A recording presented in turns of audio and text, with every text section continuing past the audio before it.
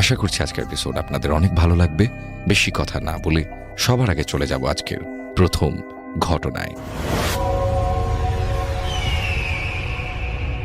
আসসালামু আলাইকুম রাসেল ভাই এবং আসসালামু আলাইকুম লিসেনার্স, আশা করি সবাই ভালো আছেন। এবারের ঘটনাটি সত্যি বেশ অদ্ভুত এবং এরকম ঘটনা আমি এর আগে কখনোই শুনি নাই। ঘটনাটি বগুড়ায়। বগুড়া আজিজুল হক কলেজের নাম আপনারা অনেকেই শুনেছেন। 80-র দশকে এমন একটি ঘটনা ঘটে ওই আজিজুল হক কলেজেরই একজন স্টুডেন্টের সাথে। মূলত 3-4 জন বন্ধু বান্ধব একসাথেই তারা সবসময় চলাফেরা করত, একই ইয়ারে তারা লেখাপড়া করত। এর মধ্যে বন্ধুদের একজনের আপন বোনের বিয়ে ঠিক হয় এবং সেটি ঠিক হয় আদমদিঘি উপজেলার কোন একটি গ্রামে, একটা প্রত্যন্ত গ্রাম। আর বিয়ে তো বুঝতেই পারছেন, যেহেতু ওই সময় গ্রামের বিয়েগুলো অনেক দূর দূরান্ত থেকে কিন্তু আত্মীয় স্বজনরা আসে। ওই সময় যোগাযোগ ব্যবস্থা তো এতটা উন্নত ছিল না এখন যেমনটা হয়েছে। আর শীতকালে বিয়ে ছিল, তো আত্মীয় স্বজনরা দূর দূরান্ত থেকে আসবে, বিয়ে খেয়ে তো আবার দ্রুত চলে যাওয়া সম্ভব নয়। এই জন্য যেটা করত, শীতকালে বিয়ে হলে লেপ তোশক বালিশ অনেকে সাথে করে নিয়ে আসতো, কারণ শীতকালে কিন্তু অনেকের বাড়িতে পর্যাপ্ত লেপ তোশক থাকে না। তোশক থাকলে হয়তো বা লেপ থাকে না, লেপ আছে তো তোশক নেই, বালিশের শর্ট, এটা হওয়াটাই স্বাভাবিক। আর বিয়ের সময় তো নিশ্চয়ই এত লোকের তোশক বালিশ লেপ কেউ বানিয়ে রাখবে না, এই কারণে অনেকে সাথে করে নিয়ে আস। এখন ওই যে কয়েকজন বন্ধু, ওই বন্ধুদের সবাইকে দাওয়াত দেওয়া হয় এবং তারা ওই দাওয়াত গ্রহণ করে এবং সেখানে যায়ও, ওই আদমদিঘি উপজেলার একটি প্রত্যন্ত গ্রামে। ওর মধ্যে একজন বন্ধু, তিনি আবার খুবই ধনী ঘরের সন্তান ছিলেন। এখন বিয়ে বাড়িতে কিন্তু নর্মালি যেটা হয়, অনেক আত্মীয় স্বজন আসে, থাকার জায়গার অসুবিধা, বিভিন্ন ধরনের অসুবিধা তো হয়, এটা তো আমরা জানি। এখন ওই বন্ধুকে সে যিনি হোস্ট বন্ধু, যার বাড়িতে বিয়ে খেতে গেছে, এখন সে চিন্তা করছে যে আমার এই বন্ধু তো খুব অবস্থাশালী, ওকে কিভাবে এত লোকের সাথে রাখি, সেও বেশ দুশ্চিন্তায় পড়ে গেছে। তো সে সিদ্ধান্ত নিল সে সকলের সাথে তার ওই বন্ধুকে রাখবে না, তাকে আলাদা রাখবে। এবং ওই চিন্তা করে সে ভাবছে যে কোথায় রাখা যায়। তবে ভাবতে ভাবতে একটি ঘর সে বের করে। ওই ঘরটা অনেক আগের ঘর, তার দাদাদের আমলের ঘর। ঘরটায় দিনের বেলা কাজ হয়, কিছু কিছু মালামাল রাখা রয়েছে সেই ঘরে, কিন্তু রাতের বেলা কেউ এই ঘরে থাকে না। ঘরটি ছোট ঘর, ওই ঘরে অন্য কোনো আত্মীয় স্বজনের থাকার ব্যবস্থা করা হয়নি। তখন ওই বন্ধু হোস্ট বন্ধু তিনি চিন্তা করেছেন তাহলে ওকে এই ঘরে রাখি।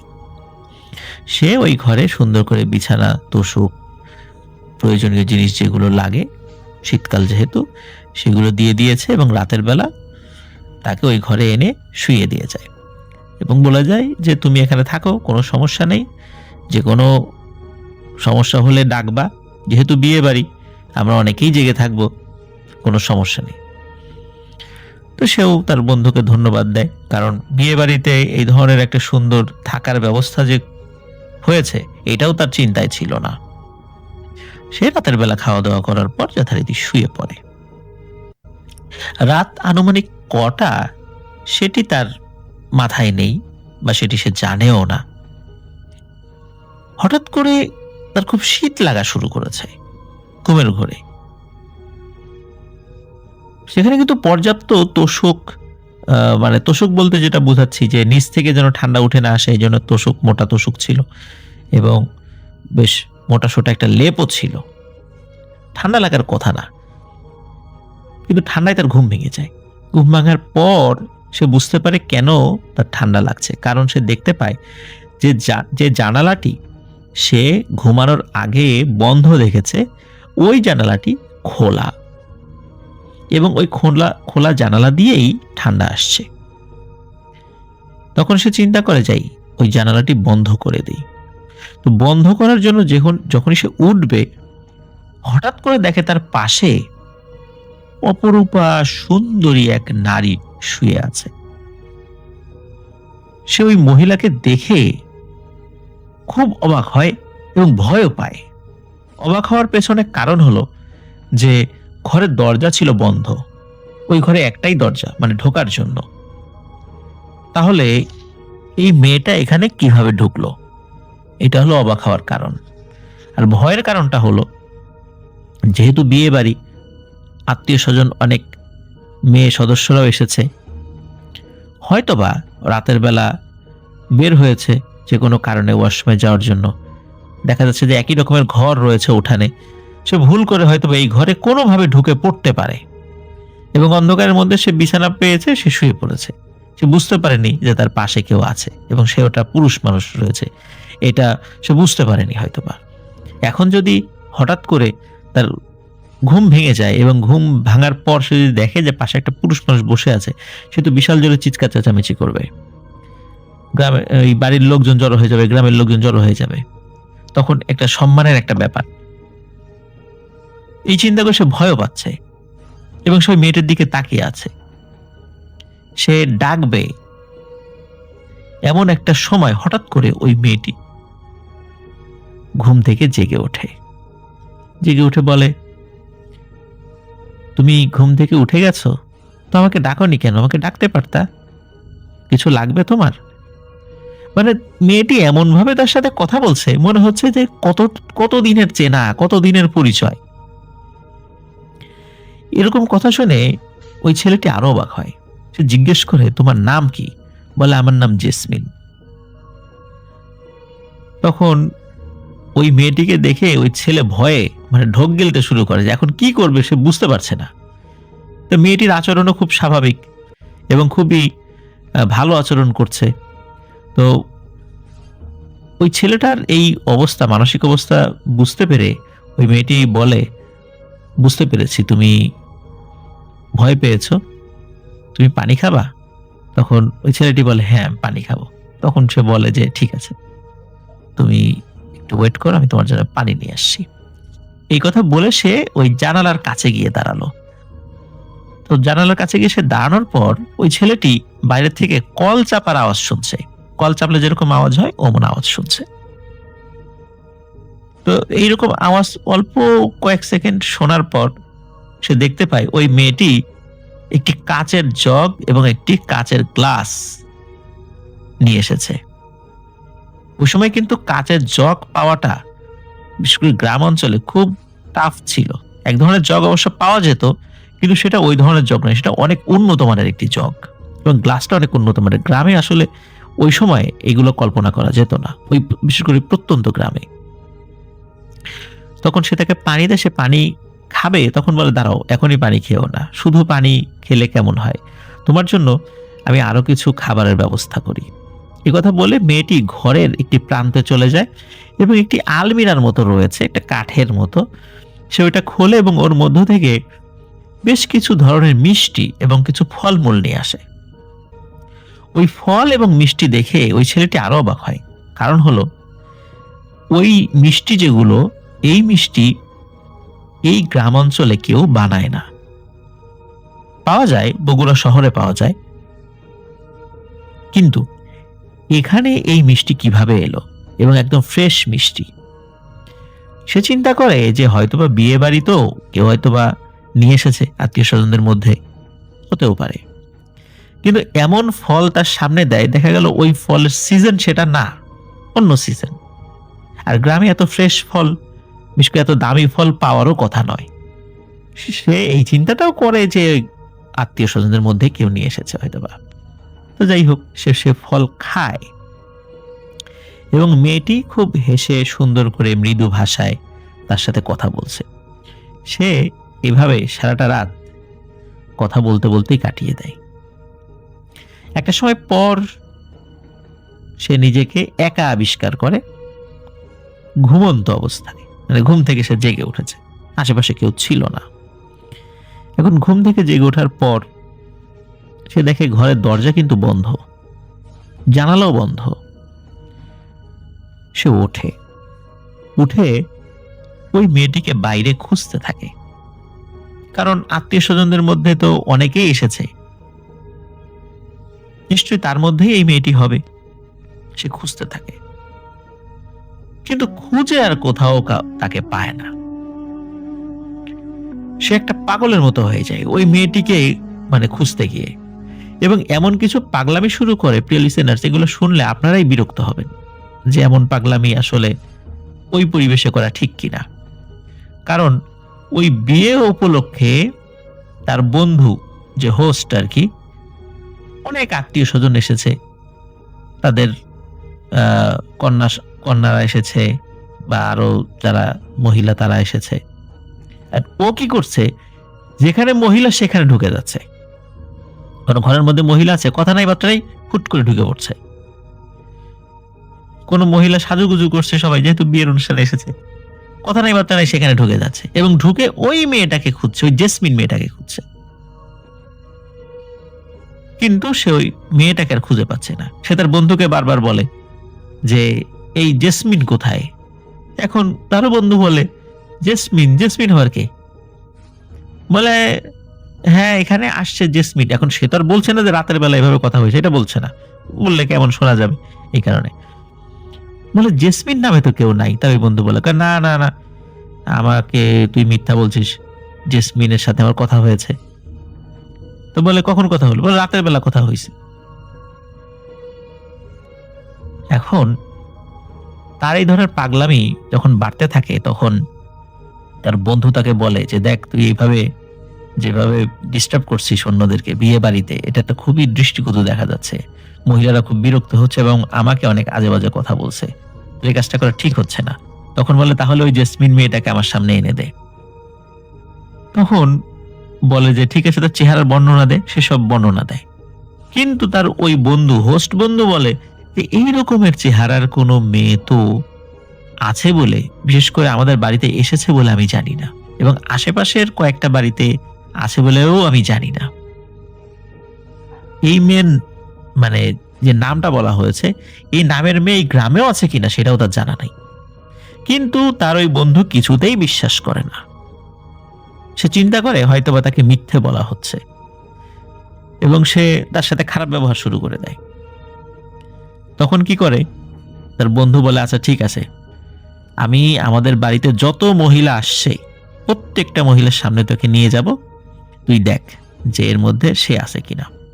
সেইভাবে প্রত্যেকটা মহিলার সামনে, শিশু থেকে শুরু করে নিয়ে বয়স্ক মহিলা প্রত্যেকের সামনে তাকে নিয়ে যায়। যে সমস্ত মহিলারা পুরুষদের সামনে আসতেও চাইতো না, তারপরেও ওর ওই পাগলামির কারণে পরিবেশ শান্ত রাখার জন্য তারা তার সামনে আসতে বাধ্য হয়। কিন্তু প্রত্যেককে দেখার পরেই সে বলে না না, এর মধ্যে তো সে নাই। তখন তার বন্ধু বলে এখন বাকি আছে শুধু একজন, সেটা হলো আমার নিজের আপন ছোট বোন, যার বিয়ে, যে কনে, সেই বাকি আছে শুধু। তুই তাকে দেখবি, চল তাকেও তোকে দেখাবো। তাকেও দেখায়, বলে যে না, এই মেয়েও না। তখন বলে তাহলে তো আমাদের এখানে তো আর কোনো মেয়ে নেই।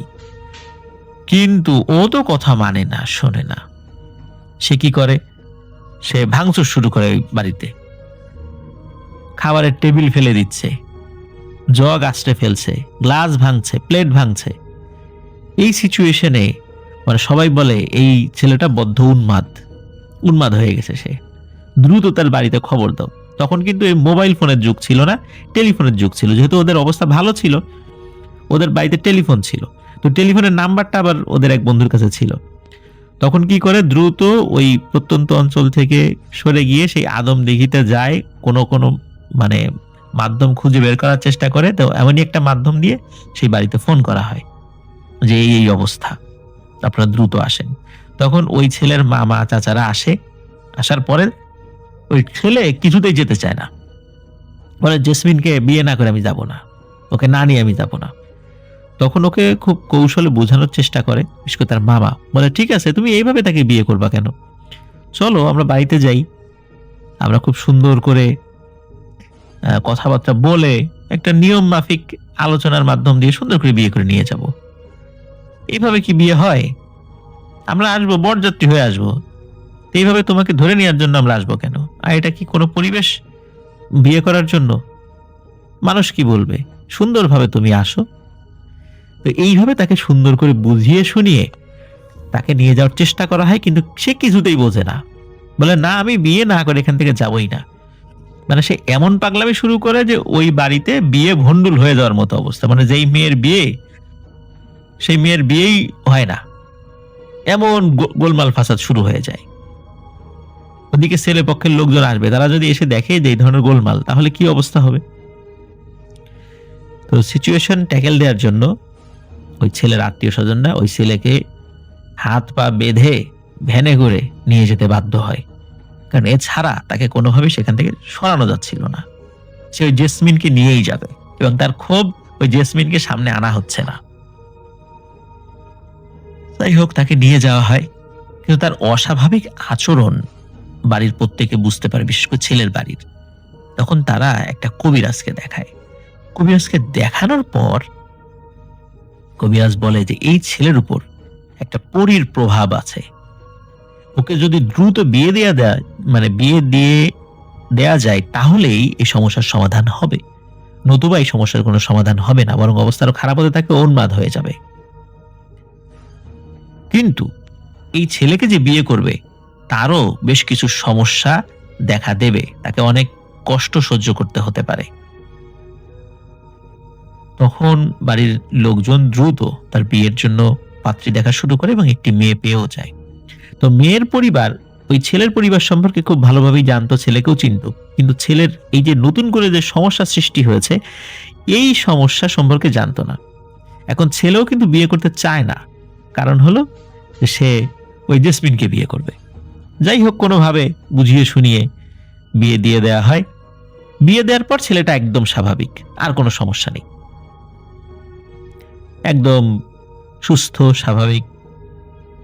কিন্তু ওই যেই মেয়েটা ওই ছেলেকে বিয়ে করেছিল, সে স্বপ্নে একটা মেয়েকে দেখে। ওই মেয়ে বলে যে তুই আমার সতীন হয়ে গেলি রে, তোর তো আমি শাস্তি দিয়ে ছাড়বো। এরকম মাঝে মাঝে স্বপ্নে সে এই কথা শুনতো, কিন্তু এমনি যে খুব বেশি ক্ষতি টতি করতো তা না। ওই মেয়ের মানে শারীরিকভাবে খুব যে বেশি ক্ষতি করেছে তা না, কিন্তু ওই মেয়েটা কয়েকবার গর্ভবতী হলেও কোনো এক রহস্যজনক কারণে তার গর্ভের সন্তান মারা যেত।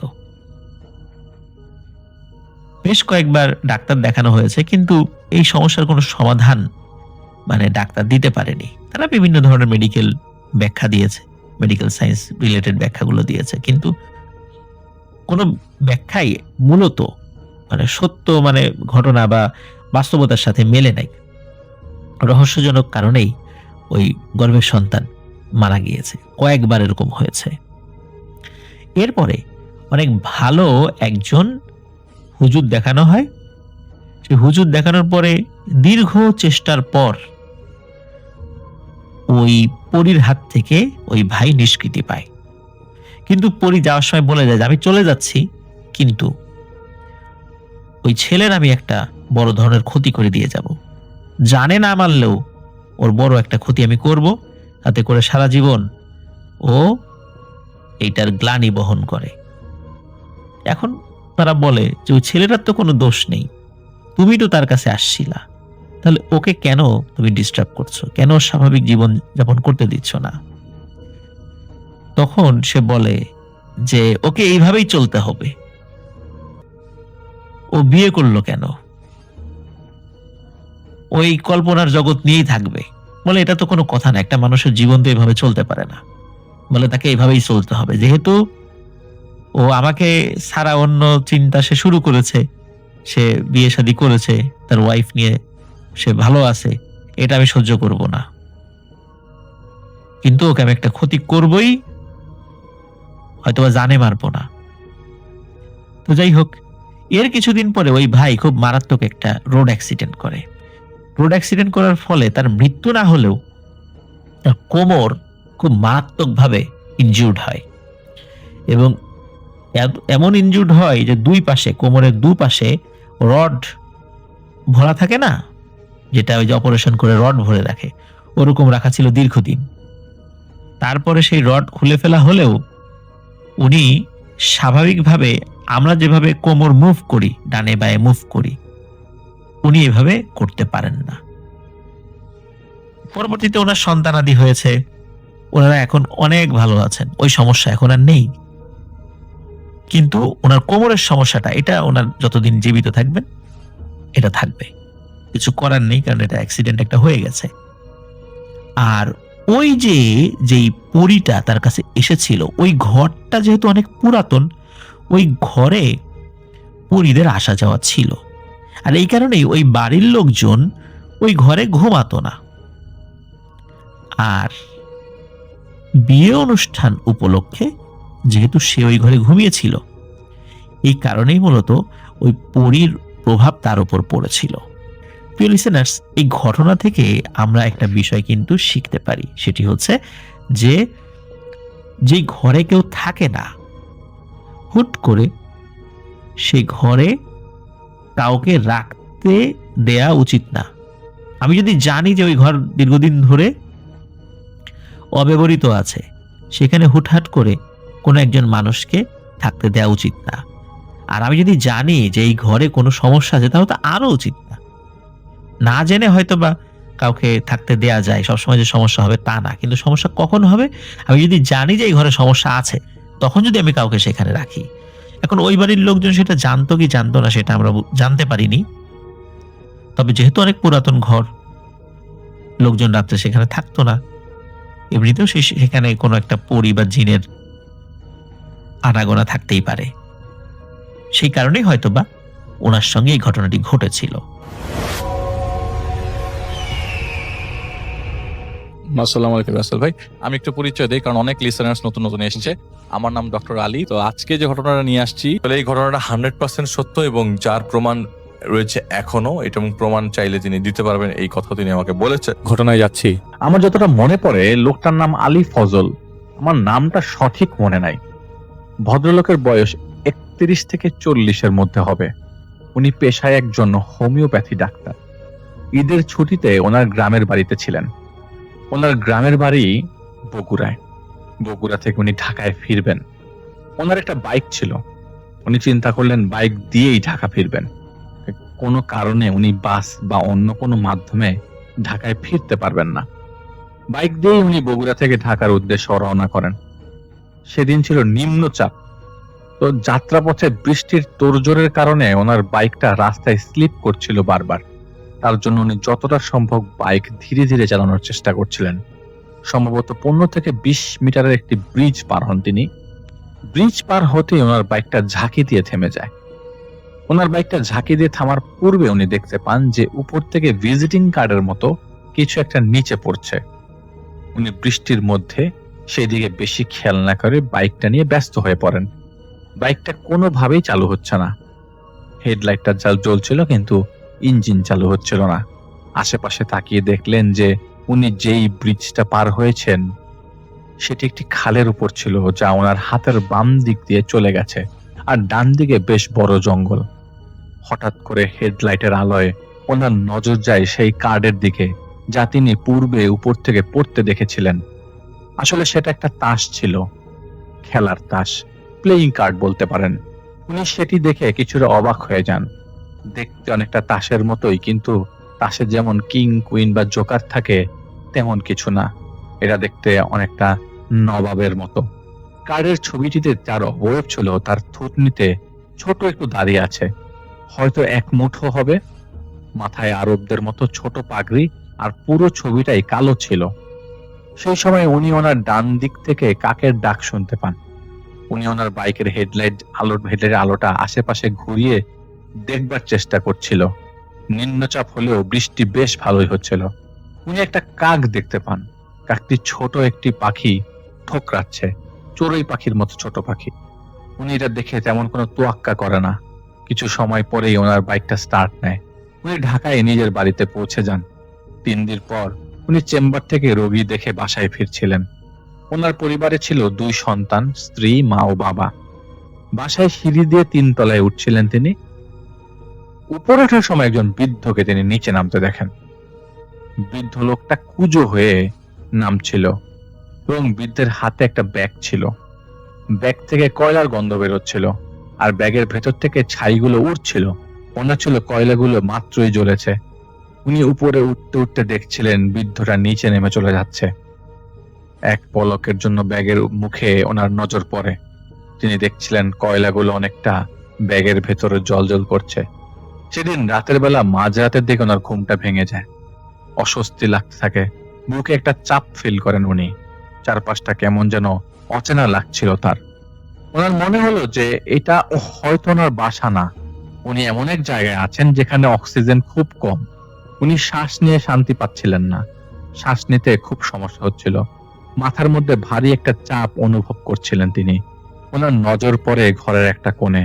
উনি দেখতে পান বৃদ্ধকে। বৃদ্ধের লজ্জাস্থান ঢাকা ব্যতীত শরীরের অন্য স্থানে আর কোনো কাপড় নেই। দেখে মনে হচ্ছিল তেলে সম্পূর্ণ শরীর মাখানো। তেলের কারণে চকচক করছিল অল্প আলোতেও।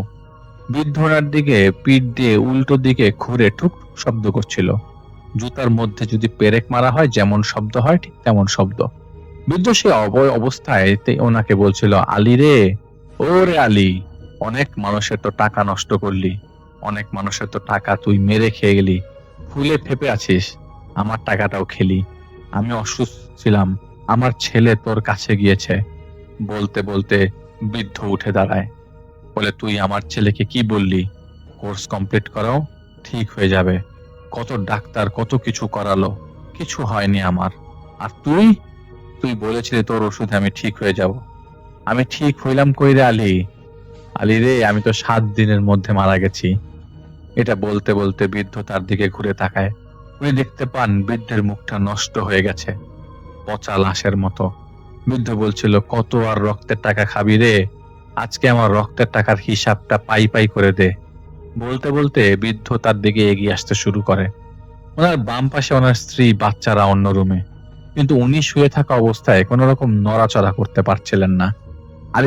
আলী দেখেন যে আমরা যেভাবে মুখ থেকে মুখোশ খুলি ঠিক সেভাবে বৃদ্ধটা ওনার থুতনির নিচে ধরে টান দিয়ে মুখের চামড়াটা উঠিয়ে ফেলছে, যেভাবে সাপ তার খোলস ছাড়ে সেভাবে। রক্ত গড়িয়ে গড়িয়ে নিচে পড়ছিল, আর চামড়াটা ওঠার সময় যে পচপচ শব্দ হচ্ছিল এটা তিনি অনুভব করতে পারছিলেন। চামড়া তোলার পর বৃদ্ধ তার খুব আয়েসি ভঙ্গিতে বলছিল, আহ, অনেক ভার ছিল, আজকে থেকে এই ভার আমি তোর উপর দিয়ে দিলাম। দেখ এবার। বলতে বলতে বৃদ্ধের হাতে যে চামড়াটা ছিল সেটি ওনার পাশে উনি ওনার বুকের মধ্যে লাগিয়ে দিল। বৃদ্ধ ওনার বুকের মধ্যে চামড়াটা সেলাই করে লাগিয়ে দিচ্ছিল, আর উনি যন্ত্রণাটা স্পষ্ট টের পাচ্ছিলেন। সে সময় ওনার ঘুমটা সত্যি সত্যি ভেঙে যায়। সে হুড়মুড়িয়ে ওঠে, কিন্তু স্বপ্নের যে ব্যথা টের পেয়েছিলেন তিনি, সেটা সে টের পাচ্ছিল বুকে। কেটে গেলে যেমন ব্যথা ঠিক তেমন অনুভব করতে পারছিলেন। নড়াচড়া করার সময় মনে হচ্ছিল বুকের মধ্যে কেমন যন্ত্রণা করছে, কিন্তু সে বেশি লক্ষ্য করে না, কারণ তিনি তো স্বপ্ন দেখছিলেন। যখন দেখলো যে না, সবকিছুই ঠিকঠাক, স্বস্তির নিঃশ্বাস ফেলেন উনি। পুনরায় শুয়ে পড়েন। ডান কাত হয়ে শুয়েছেন এবার। উনি ডান কাত হয়ে শোবার পর দেখেন বুকের মধ্যে কেমন জানি হালকা গরম তরল ধরনের কিছু একটা টের পাচ্ছেন। উনি হাত দিয়ে ধরে দেখলেন তরল কিছুই হবে। উনি হাতে নিয়ে গন্ধ শুকে দেখলেন আয়রনের মতো বা লোহার মতো কিছুর গন্ধ। তরল পদার্থের কারণে বেশ ভালো জায়গা ভিজে গেছে। তাই তিনি উঠে লাইট না দিয়ে দেখলেন ওনার গায়ের জামাটা লাল হয়ে গেছে। তিনি জামাটা সরিয়ে দেখতে পান যে বুকে কাটা এবং সেখান থেকে রক্ত বেরোচ্ছে। এই পরিস্থিতি দেখে তিনি তার স্ত্রীকে ডেকে তুললেন চেঁচামেচি করতে করতে। উনি কাপড় উঠিয়ে ওনার স্ত্রীকে দেখালেন যে বুক কেটে গেছে, কিন্তু ওনার স্ত্রী বুকে কিছুই দেখছিলেন না, সবকিছু স্বাভাবিক। ডাক্তার আলী বলছিলেন যে বুক কাটা, এমনকি বুকের হাড় দেখা যাচ্ছে, কিন্তু ওনার স্ত্রী কিছুই দেখছিল না। এক সময় উনি আর সহ্য করতে পারলেন না, স্ট্রোক করে বসলেন। বাসার লোকজনকে ওনার স্ত্রী বলেছিলেন যে আলী বলছিল, দেখো দেখো আমার বুকের মাংস নিয়ে গেছে, ওই বুড়া মাংসটা নিয়ে গেছে। এটা বলতে বলতে বিছানার সাথে ধাক্কা খেয়ে পড়ে যান এবং সেখানেই সেন্সলেস হয়ে যান তিনি। ডাক্তার সাহেবকে হাসপাতালে নিয়ে গেলে ওখানকার ডাক্তাররা বলেন যে উনি মাইনর একটা হার্ট অ্যাটাক করেছেন, যাবতীয় কোনো প্রেসারের কারণে। অজ্ঞাত কোনো এক কারণে উনি টানা 3 দিন ঘুমের মধ্যে ছিলেন হাসপাতালে। অনেক টেস্ট তারা করালেও কোনো রোগ ধরতে পারেননি ডাক্তাররা। এই 3টা দিন ঘুমের মধ্যে তিনি এমন ভাবে থাকতেন, যখন কেউ না কেউ থাকতো ওনার পাশে ওনার ঘুম ভেঙে যেত, তা যদি 1 মিনিটের জন্য হয় তাও। যখন আবার ওনার পাশে কেউ আসতো দেখাশোনার জন্য, তখন উনি পুনরায় অজান্তেই ঘুমিয়ে যেতেন। যখন উনি জেগে থাকতেন তখন তিনি দেখতেন সেই বুড়ো লোকটা ওনার বুকের উপর বসে আছে। উনি দেখতেন বুড়ো লোকটার শরীর সম্পূর্ণ পচে গেছে, যদি চামড়া ধরে টান দেওয়া হয় তাহলে তা হাড় থেকে ছুটে চলে আসবে, এমন এত বাজে অবস্থা ছিল বুড়ো লোকটার শরীরে। বুড়ো লোকটা ওনার বুকের উপর পা দিয়ে মিটিমিটি হাসতো। উনি দেখতেন ওনার বুকের মধ্যে গর্ত, যা প্রায় 5-6 ইঞ্চি গোলাকার হবে। উনি দেখতেন বুড়ো লোকটা তার হাতের নখ দিয়ে ওনার বুকের সেই কাটা জায়গার ভেতরে হাড় পেশি সবকিছুর মধ্যে আঁচড় কাটতো আর বলতো, আলী রে, তুই তো আমার চিকিৎসা করানোর জন্য টাকা নিচ্ছিলি, তুই তো আমার চিকিৎসা করলি না। আমি যে এই যন্ত্রণার মধ্যে দিয়ে গেছি রে আলী, ওই যন্ত্রণা আমি তোকে দিব। হাসপাতালে থাকা অবস্থায় উনি যখনই ওনার হুঁশ ফেরে, তখন উনি দেখেন যে বুড়ো লোকটা তার বুকের উপর কাটা জায়গাটায় বসে আঙ্গুল দিয়ে আঁচড়াচ্ছে। একদম একদিন ওনার হুঁশ ফিরে আসে। সেদিন তিনি তার স্ত্রী, বাবা, ভাইকে বললেন সেই বুড়ো লোকের কথা। স্বাভাবিকভাবেই কেউ বিশ্বাস করেনি। উনি হুঁশে আসার পর কয়েকদিন পরেই এই বুড়ো লোকটাকে আর দেখেনি। উনি হাসপাতাল থেকে বাসায় ফেরেন এবং ওনার চেম্বারে যাওয়া শুরু করেন একটা পর্যায়ে ধীরে ধীরে। এর মধ্যে হাসপাতাল থেকে ফিরে আসার পর একজন হুজুরের সাথে তার কথা হয়েছিল এই সকল বিষয়গুলো নিয়ে, কারণ ওনার ফ্যামিলির কেউ এগুলো কিছুই বিশ্বাস করছিল না। তখন হুজুর ওনাকে কিছু দোয়া দুরুদ শিখিয়ে দিয়েছিলেন। দোয়াগুলো এভাবে পড়বার কারণে সেই বুড়ো লোকটাকে তিনি দেখতে পেতেন না। 10 থেকে 12 দিনের মধ্যে পার হয়ে যায়। সেদিন তিনি চেম্বারে ছিলেন। রাত তখন প্রায় 11টা। চেম্বারের মধ্যে একজন লোক আসেন এবং আলিফ সাহেবকে বললেন, আপনাকে দ্রুত বাসায় যেতে বলেছে, আপনার অবস্থা ভালো না। ওনার আব্বা অসুস্থ ছিল আগের থেকেই। উনি লোকটার কথা শুনে সাথে সাথে এই চেম্বার থেকে বের হয়ে যায়, বাইক নিয়ে বাসায় রওনা দেয়। একটা বিষয় আছে, আমরা এমন কিছু শুনলে ফোন দিয়ে আগে জানার চেষ্টা করি কি হয়েছে বা আগে কনফার্ম করি, কিন্তু উনি ফোন দেননি। উনি ওই লোকের কথা শুনেই সাথে সাথেই বাইক নিয়ে চলে যান। বাইক চালিয়ে যাচ্ছিলেন ঠিকই, কিন্তু একটা সময় উনি খেয়াল করলেন যে এই রাস্তা দিয়ে উনি বাসায় ফিরবেন, সেই রাস্তা দিয়ে না গিয়ে তিনি অন্য রাস্তায় চলে এসেছেন। সেই রাস্তার পাশে ছিল বড় একটা বিশাল, অনেক বড় একটা কবরস্থান। যখন উনি বুঝতে পারলেন যে উনি ভুল রাস্তায় এসেছেন, তখন রাত প্রায় 11:30 বাজে। সাথে সাথেই উনি বাইকটা ঘোরানোর চেষ্টা করেন, কিন্তু ঠিকই বগুড়া থেকে ঢাকার ফেরার পথে যেমন ভাবে বাইক থেমে গিয়েছে, এবারও ঠিক একই ভাবে বাইকটি থেমে যায়। উনি যখন বাইকটি ঘোরানোর চেষ্টা করছিলেন, তখন রাস্তার মাঝামাঝি আসতেই বাইকটি বন্ধ হয়ে যায়। হেডলাইট জ্বলছিল কিন্তু ইঞ্জিন স্টার্ট হচ্ছিল না। উনি ওনার নিজের মতো চেষ্টা করছিলেন বাইকটি চালু করবার জন্য। ওনার পিঠের পেছনে কবরস্থানের দেয়াল। এক সময় তিনি সেখানের কবরস্থানের দেয়াল থেকে ধূপ ধূপ শব্দ পাচ্ছিলেন।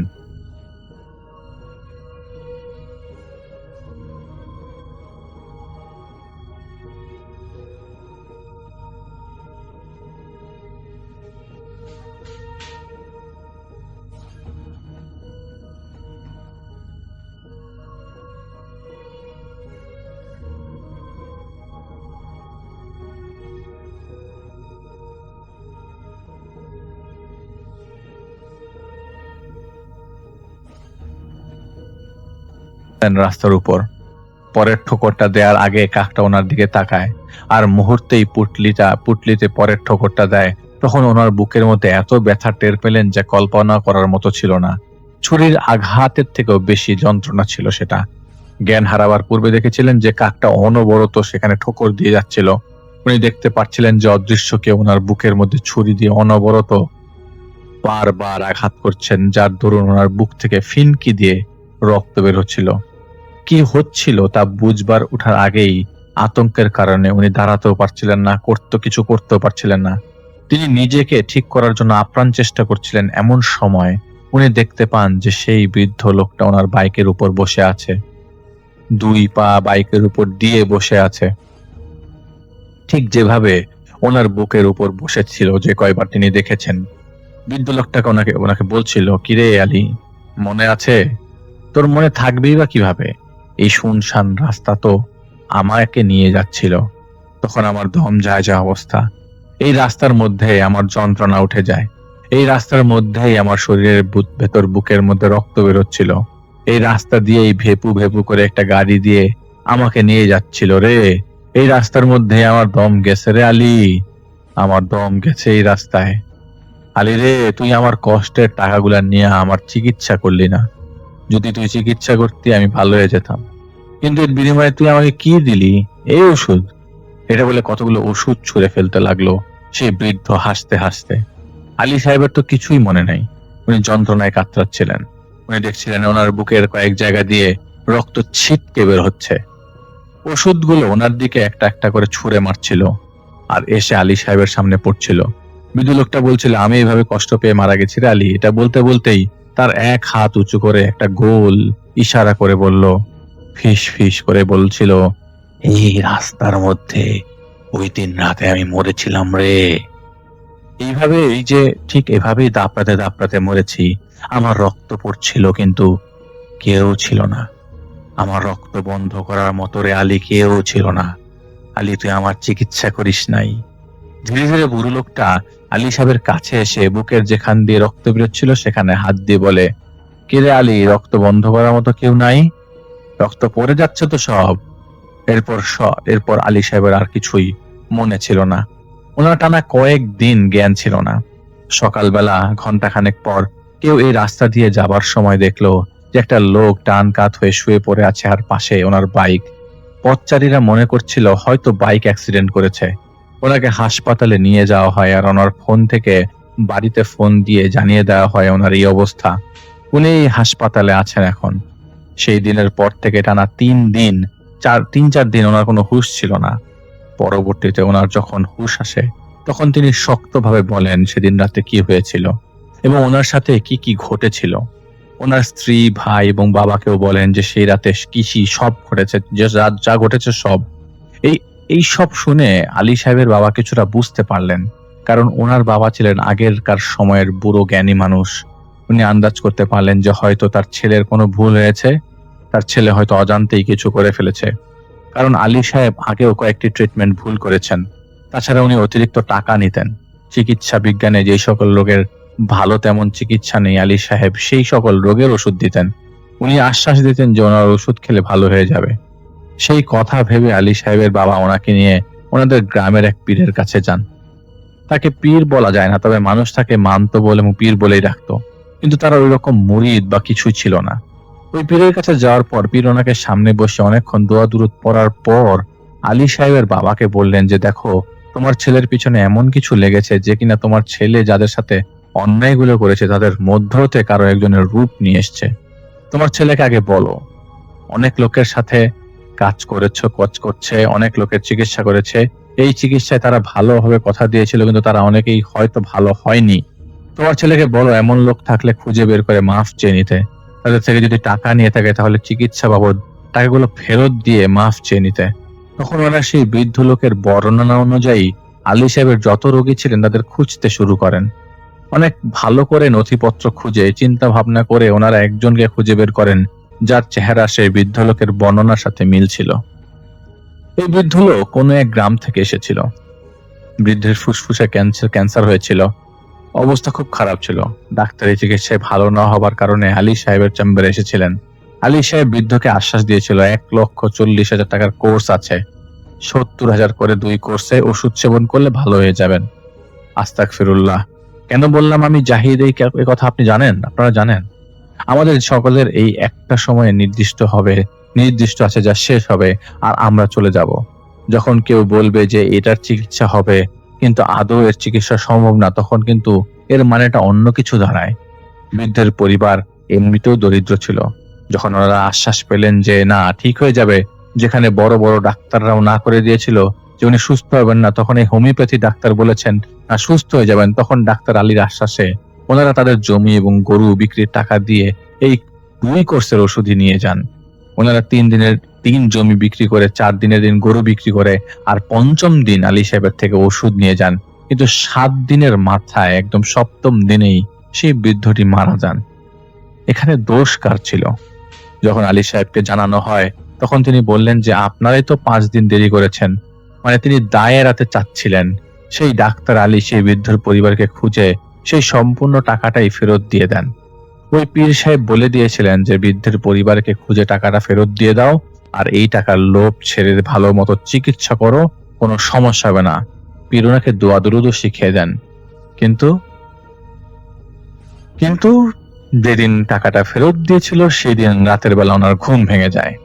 ঘুম ভাঙার পর উনি দেখেন যে সেই বুড়ো লোকটা তার বুকের উপর বসা, সে নড়াচড়া করতে পারছেন না। এমন অবস্থা যে বোবা যেভাবে ধরে ঠিক সেভাবে। বুড়ো লোকটা বলল, আলী রে, কি মনে করেছিস আমি তোকে ছেড়ে দেব? তুই টাকা ফেরত দিবি, কিন্তু আমি যে যন্ত্রণা ভোগ করেছি তাকে তুই ভাবি না। আমার ছেলে মেয়েদের তো তুই যে যন্ত্রণা দিয়েছিস সেই যন্ত্রণা কি তুই ভাবি না? কই যাবি কই আলী?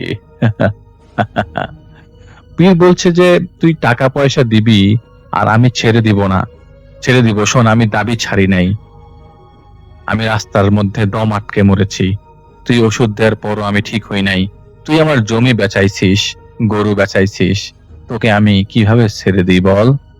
তুই সবাইকে কষ্ট দিয়েছিস, তুই তো তোর খোরাকি মিটাইতে পেরেছিস আর কিছু না।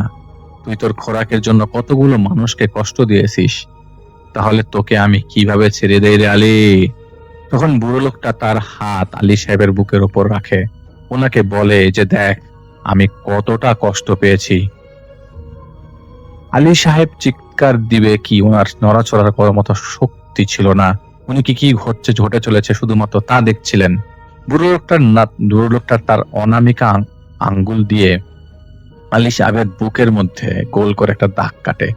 এরপর নখ দিয়ে খুঁটিয়ে খুঁটিয়ে তার চামড়াটা তুলে উপরে উঠানোর চেষ্টা করছিল, আর আলী সাহেবের দিকে তাকিয়ে বলছিল, এই যে দেখ তোর চামড়া উঠাচ্ছি, একটা চুল যদি আমরা টেনে তুলি তাহলে কি রকম ব্যথা লাগে, আর সেখানে নখ দিয়ে খুঁটিয়ে খুঁটিয়ে তার চামড়া তোলা হচ্ছিল। একবার অনুভব করতে পারবেন যন্ত্রণা কতটা?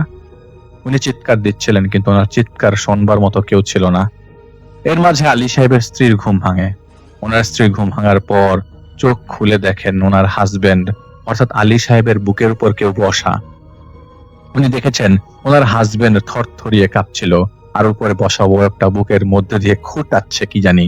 উনি চিৎকার দিয়ে ওঠার পর সেই বুড়ো লোকটার সাথে সাথে লাফ দিয়ে জানালা দিয়ে বের হয়ে যায়। উনি উঠে লাইট জ্বালিয়ে দেখেন ওনার স্বামীর অবস্থা খুবই খারাপ। চোখ উল্টে গেছে, চোখের মনিটা প্রায় সাদা হয়ে গেছে, বুকের মধ্যে চামড়া নেই, হাড় দেখা যাচ্ছে। বুকের মধ্যে হয়তো কেউ অনেক জোরে ফোর্স দিয়ে বাঘের মতো থাবা দিয়ে চামড়া ওঠানোর চেষ্টা করেছে, যেটা তার সম্পূর্ণ অবিশ্বাস্য ছিল। এটা দেখে চিৎকার চেঁচামেচি শুরু করে দেন উনি। সাথে সাথে ওনাকে হাসপাতালে নিয়ে যাওয়া হয়। ওনার এই বুকের মধ্যে অনেকগুলো সেলাইয়ের প্রয়োজন হয়, সম্ভবত 40টা সেলাই। আর এই এমন ভাবে টিস্যুর ক্ষতি হয়েছে যে 40-50টা সেলাই করার পরও সেখানে ইনফেকশন হয়ে যাওয়ার কারণে 2 দিন পর সার্জারি করে বুকের সেই অংশটুকু ফেলে দিতে হয়েছিল, এবং নতুন করে পা থেকে চামড়া নিয়ে সেখানে প্রতিস্থাপন করা হয়েছিল। এর মধ্যে ডাক্তার আলীর বাবা সেই পীরের সাথে যোগাযোগ করে বললেন রাতের ঘটনা। সেই পীর সাহেব ঢাকা আসলেন। তিনি কিছু তাবিজে লিখে ওনার বাবার কাছে দিয়ে বললেন আলীর কাছাকাছি এসব জিনিসগুলো রাখবেন। এরপর পীর সাহেব সেই রুমে এসে ওনার মতো করে জিনটাকে ডাকার চেষ্টা করেন। এক পর্যায়ে সেই বৃদ্ধরূপী জিনটা আসে সেখানে। পীর সাহেব বৃদ্ধকে জিজ্ঞেস করেন, তুমি কেন ওই লোকটাকে কষ্ট দিচ্ছ? তোমার উদ্দেশ্য কি? বৃদ্ধ বলে যে আমার মুয়াক্কেল করতে বলেছে। পীর জিজ্ঞেস করেন, কে সেই মুয়াক্কেল? সেই সময় এই বৃদ্ধ তার এক হাত দিয়ে পীর সাহেব যে বিছানায় বসেছিলেন সেই খাটটা উল্টে ফেলে দেয়। পীর সাহেব বিছানার নিচে পড়ে যান। দোয়া দুরুদ শুরু করে দেন তিনি তো আর বসে থাকবেন না। আর শুনছিলেন, সে বুড়ো হলেও তখন তার কণ্ঠটা বাঘের চাইতেও ভয়ানক ছিল। বুড়ো লোকটা বলছিল যে আমার মুয়াক্কেলের নাম শোনার যোগ্যতা তোর নাই, তোর যত কিছু আছে সব নিয়ে এখান থেকে ভাগ, তোর কোনো সাহসই নেই আমাকে মোকাবেলা করার, আর যদি প্রমাণ চাস তাহলে দেখ। এই বলে পীর সাহেব আলী সাহেবকে প্রোটেকশনের জন্য যে জিনিসগুলো দিয়েছিল তা দেখালো। দেখ, আমি এগুলো নিয়ে অলরেডি চলে আসছি। আলী আমার শিকার আর আমার মুয়াক্কেলের উপহার, তুই আমার শিকারের মাঝে পা দিস না। বলেই বিছানার মধ্যে একটা লাফ দেয়। এরপর চলে গেল রুম থেকে। পীর সাহেব সেদিন বুঝেছিলেন যে এই সব কিছু ঘটানো হয়েছে বৃদ্ধ রূপে নিয়ে বর্দা দিয়ে রেখেছিল আসল কর্মকাণ্ড ঢাকতে। আজ পীর সাহেব আসার পর উন্মুক্ত হয়। পরের দিন রাতে উনি আমাকে একটা জায়গার কথা বললেন যে সেখানে মাটির নিচে যা পোতা আছে তা তুলে নষ্ট করে দিতে হবে। আমি বললাম আমি তো চিনি না জায়গাটা। উনি বললেন সমস্যা নেই, পথ দেখিয়ে নিয়ে যাবে একজন তোমাকে। আমি বললাম কে? আমির সাহেব বললেন আসবে একজন, তুমি তৈরি হয়ে থেকো, সে শুধু তোমাকে রাস্তা চিনিয়ে দেবে, বাকিটা তুমি একা করবে। তুমি বাসার গেটে নির্দিষ্ট সংখ্যার টোকা শুনে বুঝে যাবে সে এসছে। উনি চলে যাওয়ার 10 মিনিট পর সেই নির্দিষ্ট সংখ্যার টোকা দেবার শব্দ আমি পেয়ে যাই। বেরিয়ে আসছি, রাস্তায় দেখতে পাই একজন লোক দাঁড়িয়ে আছেন। সালাম দিলে সে উত্তর দিয়ে বলল চলুন, দ্রুত যেতে হবে। তার সাথে হেঁটে যাচ্ছিলাম। আমার সাথে তার অনেক কথা হচ্ছিল, এত কথা যা মূলত রাস্তা দিয়ে একসাথে চলার পথেই কেবল আলাপ হয়। ওনার পরিচয় উনি দিয়েছিলেন ইসমাইল নামে। ওনার একটা বিষয় আমি লক্ষ্য করছিলাম, প্রচন্ড সুন্দর এবং মার্জিত ভাষায় কথা বলতেন তিনি। একটা বাঁশঝাড়ের কাছে এসে উনি আমাকে ইশারা করে দিয়ে বললেন, এবার আপনি যান, একটা বাঁশের সাথে কাপড় বাঁধা আছে, তার বরাবর নিচে তাকালেই বুঝবেন। এরপর তিনি চলে যান। আমি কোনোভাবে জংলা গাছ ডিঙিয়ে সেদিকে যাই। বাঁশঝাড়ের ভেতরে ঢোকা এত সহজ না। বাঁশের কঞ্চির গুঁতো খেয়ে কয়েক জায়গা কেটে গেছিল আমার শরীরে, তাও ভেতরে কোনোভাবে আঁকা বাঁকা নুয়ে বিভিন্নভাবে ঢোকার সময় একটা বাঁশ দেখেছিলাম যেটার সাথে কাপড় বাঁধা, আর নিচে তাকিয়ে দেখেছিলাম ইঁদুর মাটি তুলে রেখেছে এমন গর্ত করা। আমি কাছাকাছি যে বসে মাটি সরাচ্ছিলাম, কয়েকটা কাগজের টুকরা লাগলো আমার হাতে। কি লেখা ছিল অন্ধকারে বোঝা যাচ্ছে না, কিন্তু ড্রয়িং এর মতো কিছু ছিল। আমি মাটি ভালো করে সরানোর মতো কাঠের একটা বাক্স পাই। সেটার মুখ খুলতে আমি অবাক হয়ে গেলাম। ভেতরে কয়লা জ্বলছে, তাও টিম কয়লা। সেই সময় বাঁশঝাড়ের বাইরে থেকে মাটির ছোলা ছিটকে মারতে শুরু করে সেই বুড়ো। আর আমির সাহেব আমাকে বললেন তুমি নষ্ট করো। আমি নষ্ট করার সময় চাবুক চলার শব্দ আর ধস্তাধস্তির শব্দ পাচ্ছিলাম। একটা সময়ে জাদুর তীব্রতার কারণে ডান হাতের বোধ শক্তি আমি হারিয়ে ফেলি। তারা কোনোভাবেই নষ্ট করার পুরো চেষ্টা করছিলাম। আমার খেয়াল আছে নষ্ট করার সময় ধীরে ধীরে অবশ হয়ে যাচ্ছিলাম আমি এবং পুরো শরীর, প্রথমে ডান হাত পরে আমার পুরো শরীর, কিন্তু তারপরেও শরীর দিয়ে টেনে সেই বাক্স আমি পানির সাথে স্পর্শ করে দিতেই বিশাল চিৎকার, গগন বিদারী চিৎকার ভেসে আসে উপর থেকে। চিৎকার দিয়ে কাঁদছে যন্ত্রণায় সেই বুড়ো লোক। আমি পড়েছিলাম বাঁশঝাড়ের ভেতর। বাঁশঝাড়ের ফাঁক দিয়ে আমি দেখছিলাম বুড়োর মাথা বরাবর আড়াআড়ি কিছু একটা রেখে বুড়োর পিঠের দিকে আমির সাহেব দাঁড়িয়ে আছেন। কাঠটা দিয়ে বুড়োকে বসে এনে রেখেছিলেন। বুড়ো করে গজরাচ্ছিল। আমির সাহেব বলছিলেন কিচ্ছু হবে না, তোমার কয়েক মিনিট কেটে যাবে সব, এবং তোমার ভার উপর থেকে সরে যাবে, এই তো একটু বলে উনি আমাকে সান্ত্বনা দিচ্ছিলেন। কিন্তু বুড়ো মুখ থেকে কাঠ সরিয়ে চিৎকার দিয়ে বলে, মোয়াক্কেল, আমাকে শক্তি দাও, আমাকে শক্তি দাও। তখন আমির সাহেব আরো চেপে ধরে বললেন, বারবার মোয়াক্কেলের নাম নিচ্ছিস, কে তোর মোয়াক্কেল? তখন সে বলল, তোরা জানিস না আমার মোয়াক্কেল? তোর জানার কথা বলে সে আমির সাহেবের দিকে মাথা ঘুরিয়ে তাকায়। তখন আমির সাহেব ওকে ছেড়ে দেন আর বললেন, ওয়াজির।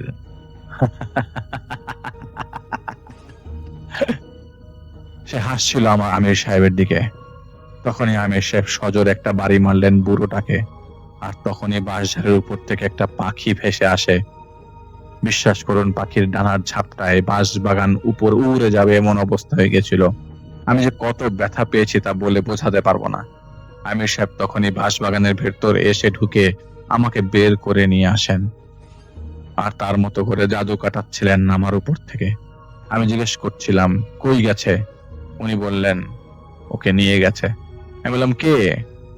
তখন আমির সাহেব কথা চেপে যান আর আমাকে বললেন, তুমি নিজেই হুঁশে নেই, শরীরে 20টার উপর জায়গা কেটে গেছে, আর বদমাস কই গেছে সেটা নিয়ে পড়ে আছো। পরে আমাকে উনি ঠিক করেন। ভোর রাতে আমি বাসায় আসি, কিন্তু শরীরে অনেক জায়গা কেটে গেছে। সেদিনের পর থেকে অবিশ্বাস্যভাবে আল্লাহর দয়ায় ডাক্তার সাহেব সুস্থ হয়ে উঠতে শুরু করে। 1 মাসের মধ্যে সুস্থ হয়ে যান। এরপর সমস্যা হয়নি অনেকদিন।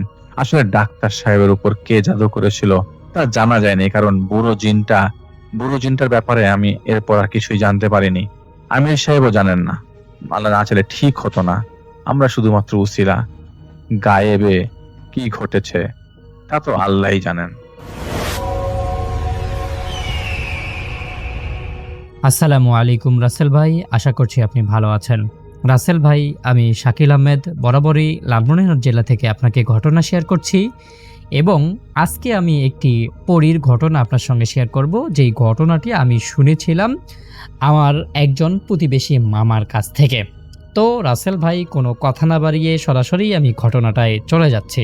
আর ঘটনাটা যেই গ্রামকে ঘিরে, সেই গ্রামের নাম হচ্ছে শালবন। আর এই গ্রামটা সবথেকে সুন্দর একটা নদী প্রবাহিত হওয়ার কারণে। এই নদীটা গ্রামটাকে এমনভাবে বেষ্টিত করে রেখেছে যেন গ্রামটার সৌন্দর্যটাকে আরও অনেক গুণ ভারী করে তুলেছে। রাসেল ভাই, এই নদীর পাশে আবার আছে একটা বিশাল বড় বটগাছ। দিনের বেলাতে এই বটগাছের জায়গাটাতে মানুষ বসে সেখানে বাতাস নেয়, ছোট ছোট ছেলেমেয়েরা সেখানে বসে খেলাধুলা করে। কিন্তু সন্ধ্যার পরপরেই সেই জায়গাটা মানুষের কাছ থেকে একটা যেন ভয়ানক জায়গায় পরিণত হয়। কারণ গ্রামের বয়স্ক যারা ছিল তারা বলতো বহু বছর আগে পূর্ণিমার এক রাতে নদীর পাড়ে এক সুন্দরী মেয়েকে দেখা যেত এবং সেই মেয়েটি নদী থেকে এসে এই যে বটগাছটা ছিল সেই বটগাছটায় বটগাছটার এখানে এসে মিলিয়ে যেত। আর সব থেকে বড় যেই বিষয়টা সেটা হচ্ছে তার যে পা ছিল সেই পাটা নাকি মাটির মধ্যে পড়তো না এবং তার যে হাঁটতো সেই হাঁটার তার পায়ের মধ্যে যে নুপুর ছিল সেই নুপুরের শব্দ একদম ঝনঝন করে বাজত। যাই হোক রাসেল ভাই, এই ঘটনাটা এলাকার মধ্যে খুবই প্রচলিত থাকার পরেও এলাকার যারা মানুষ আছে তাদের মধ্যে অনেকেই এই কুসংস্কারকে একদমই বিশ্বাস করে না। আবার মাঝে মাঝে অনেকেই এটা প্রমাণ করার চেষ্টা করেছে যে আসলেই এখানে জিন ভূত বা পরী বলতে কিছুই নেই, শুধুমাত্র এটা একটা বটগাছ এবং এই নদীটার যে সৌন্দর্যটা আছে সেই সৌন্দর্যটা রাত্রের বেলাতে অনেক সুন্দর লাগে। যাই হোক রাসেল ভাই, যার কথা বলছি তার নাম হচ্ছে রফিক মিয়া। এই রফিক মিয়া সবসময় নদীর পাড়ে তার একটা জমি আছে, সেই জমিতে সে সবসময় কাজ করে। তার বাবার সেরকম কোনো ধন সম্পদ ছিল না, শুধুমাত্র নদীর পাড়ে তার 1 বিঘা জমি ছিল। সেই জমির মধ্যে সে বিভিন্ন রকমের সবজি ফলাতো, বিভিন্ন রকমের চাষাবাদ সে করে তার জীবিকা নির্বাহী করত। কিন্তু রাসেল ভাই, সে এই যে নদীতে বা নদী থেকে একটা পরী উঠে সেটা আবার বটগাছের কাছে আছে, তার পায়ের নিচে নুপুরের শব্দ শোনা যায়, এই সমস্ত কিছুই রফিক একদমই বিশ্বাস করতো না। যাই হোক একদিন রফিক তার যে জমিটা ছিল সেই জমির মধ্যে কাজটা শেষ করে বাড়ির দিকে ফিরছিল। আর ঠিক তখন প্রায় সন্ধ্যা রাত হয়ে গেছে, তখন মাগরিবের পর সময়। তখন উনি দেখেন যে চারপাশে কুয়াশায় ঢাকা। সেদিন কিন্তু শীতের সময় ছিল না। তো হঠাৎ করে সাদা কুয়াশা দেখে তিনি বেশ খানিকটা অবাক হয়ে যান এবং পরবর্তী সময় ভাবেন হয়তো কোনো ধোঁয়া বা এই টাইপের কিছু হবে। কিন্তু যখন উনি নদীর পানিতে দেখেন তখন দেখেন যে চাঁদের আলোয় রূপার মতো কিছু একটা নদীর পানির ভিতরে ঝলমল করে জ্বলছে। একদম এইটা দেখে রফিক দূর থেকে বেশ খানিকটা অবাক হয়ে যান এবং উনি এই যে ঝলমল করে কি জ্বলছে বা ঝলমল করে কি হচ্ছে সেটাকে দেখার জন্য আরেকটু সামনের দিকে যান। আর ঠিক যখনই সামনে যান তখনই উনি স্পষ্টভাবে শুনতে পারেন কেউ যেন মৃদু একটা নুপুরের শব্দ করে হাঁটছে। এটা শুনে রফিক একদমই ঘাবড়ে যান, কারণ এই সন্ধ্যা রাতে নুপুরের শব্দ বিষয়টা কি। উনি একদমই থেমে যান এবং দেখেন যে ওই যে ধোঁয়াটা আসছে সেই ধোঁয়াটার ভিতরে নদীর পাড়ে একজন নারী দাঁড়িয়ে ছিল। তার পরনে ছিল লম্বা সাদা পোশাক, কোমর পর্যন্ত নেমে আসা চুল, চাঁদের আলোতে তার শরীর অস্বাভাবিক রকম জ্বলে উঠছে, কারণ তার শরীরে যে শাড়িটা ছিল সেই শাড়িটা কেমন যেন ঝিকমিক ঝিকমিক করছে আর কি। তো এইটা দেখে এত সুন্দর কিছু একটা দেখে রফিক অনেকক্ষণ তাকিয়ে রইল সেই মহিলার দিকে। আর এটা তাকাতে তাকাতে কিছুক্ষণ পর উনি দেখলেন যে ধীরে ধীরে ওই যে নারীটা ছিল সেই নারীটা নদীর যে পানি ছিল সেই পানির দিকে হাঁটতে শুরু করলো এবং স্পষ্টভাবে উনি দেখলেন যে এই যে পরীটা যে হাঁটছে তার পা একদমই মাটিতে পড়ছে না, কিন্তু কোনো পায়ের ছাপও তৈরি হচ্ছে না। আর এই যে অদ্ভুত রকমের যে নুপুরের শব্দটা আছে, সেই শব্দটাও একদম স্পষ্টভাবে শোনা যাচ্ছে। এটা দেখে রফিকের বুকের ভেতর অস্বস্তির একটা মানে ঢেউ শুরু হয়ে গেল। এটা দেখে উনি বেশ খানিকটা অবাক হয়ে গেলেন এবং উনি ভাবলেন যে আসলেই কি এটা পরী নাকি এটা অন্য কোনো কিছু। তখন উনি সেই মহিলার দিকে লক্ষ্য করে কিছু একটা বললেন আর কি, এই যে শুনছেন বা আপনি কে, এই টাইপের কিছু একটা বলল। কিন্তু এই যে মানে রফিক সাহেব বললেন, ওই মহিলা তার কোনো কথা না শুনে সরাসরি পানিতে নামলো এবং মানে পানিতে নামা বলতে রাসেল ভাই পানির উপরে চলে গেছে, তার শরীর কোনো মানে ভিজতেছে না বা তার পাও পানির মধ্যে লাগতেছে না। এটা দেখে রফিকের একদম শরীর ভয়ে একদম জমে যায়। এরপর যখন রফিকের এরকম একটা অবস্থা, তখন রফিক মানে ওর শরীর কোনো কাজ টাজ করতেছে না, কিন্তু তার চোখ, তার ইন্দ্রিয়গুলো সবগুলোই মানে স্পষ্টভাবে কাজ করতেছিল। তখন রফিক দেখে ওই মহিলাটা নদীর ঠিক মাঝ বরাবর গিয়ে থেমে গেল এবং তারপর মৃদুভাবে তার গলাটা ঘুরিয়ে পিছনের দিকে রফিক যে ছিল সেই রফিকের দিকে তাকালো। আর সেই মুহূর্তে তার মুখের যে একটা সৌন্দর্য ছিল পরীটার মুখের, সেই সৌন্দর্যটা জ্বলে গেল। সেটা মানে অস্বাভাবিকভাবে তার মুখের সৌন্দর্যটা একদম কালো আকারে ধারণ করলো এবং ঠোঁটের মধ্যে যে অস্বাভাবিক রকমের একটা হাসি ছিল, সেই হাসিটা যেন নিমিষের মধ্যেই উধাও হয়ে গেল। আর তার চুলগুলো বাতাসের মধ্যে এমনভাবে মানে উঠতেছিল, মনে হচ্ছিল এক একটা করে চুল এক একটা করে সাপের মতো ফেনা ধরছে। এটা দেখে রফিক মিয়া আর সেখানে একদমই টিকতে পারল না। উনি ওনার মনের শত শক্তি দিয়ে ছুটে একদম মানে দৌড়া দিতে শুরু করলো এবং ঠিক তখনই উনি দেখলেন যে ওনার যে পিছন আছে, সেই পিছন থেকে সেই যে নুপুরের শব্দটা এতক্ষণ থেকে উনি পাচ্ছিল, সেই নুপুরের শব্দটা ওনার পিছু নিয়েছে এবং এই শব্দ শুনে রফিক আরও জোরে দৌড়াতে লাগলো, কিন্তু শব্দটাও যেন কোনোভাবেই তার পিছু ছাড়তেছিল না। এবং একটা পর্যায়ে গিয়ে তিনি হঠাৎ করে দেখলেন তার সামনে সেই যে নারী ছিল, অবয়ব পানির সামনে ভেসেছিল, সেই নারী দাঁড়িয়ে আছে। এটা দেখে রফিক মিয়া একদম হতবত খেয়ে ধপ করে মানে আটকে যায়। কিন্তু সেই যে নারীটা ছিল, সেই নারীটাও একদমই স্পষ্ট ছিল, সে কোনো কিছু বলছে না, জাস্ট একদমই মানে সোজা দাঁড়িয়ে ছিল। আর রফিক সাহেব মানে থেমে একদম হাঁপাতে শুরু করলো। আর ঠিক তখনই উনি দেখলেন ওই যে নারীটা যে ছিল, সেই নারীটা শুধু হাত বাড়িয়ে নদীর দিকে ইশারা করলো। আর তারপরেই রফিক সাহেব স্পষ্টভাবে দেখলেন যে আশেপাশের যত শব্দ ছিল, সেই সব শব্দগুলো একদমই বদ্ধ হয়ে গেল। ঝিঝি পোকার ডাক নেই, বাতাসের কোনো শব্দ নেই, নদীর মধ্যে এতক্ষণ থেকে যে কলকল একটা শব্দ ছিল, সেই শব্দটাই নেই। শুধুমাত্র ওই যে নারীটা ছিল, সেই নারীর চুলের ভেতর থেকে অসংখ্য ফিসফিসানি কিছু শব্দ ভেসে আসছে। রফিক মানে মনে মনে এটাই ভাবতেছে যে একই সঙ্গে এতগুলো মানুষ এইখানে কিভাবে উপস্থিত হলো, আর এই নারীটি বা কে? তখন তার মাথায় হঠাৎ করেই উনি মানে একটা মানে বুঝতে পারলো যে যদি এরকম কোনো সমস্যা হয় তাকে ওনাকে বসতে হবে এবং মাথা ঠান্ডা করে জিনিসগুলো দেখতে হবে কি হচ্ছে না হচ্ছে। তখন উনি সেখানে ধপ করে মাটির মধ্যে বসে যায় এবং চোখ বদ্ধ করে কিছুক্ষণ ওনার মনকে শান্ত করার চেষ্টা করে।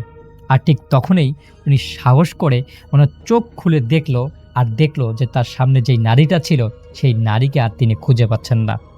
কিন্তু তার যে সামন ছিল, সেই সামনে যেই জায়গায় নারীটা ছিল, সেই জায়গার কাদার মধ্যে একটা জিনিস পড়ে আছে। এটা দেখে রফিক বেশ খানিকটা আশ্চর্য হলো এবং ভয় পেতে শুরু করলো।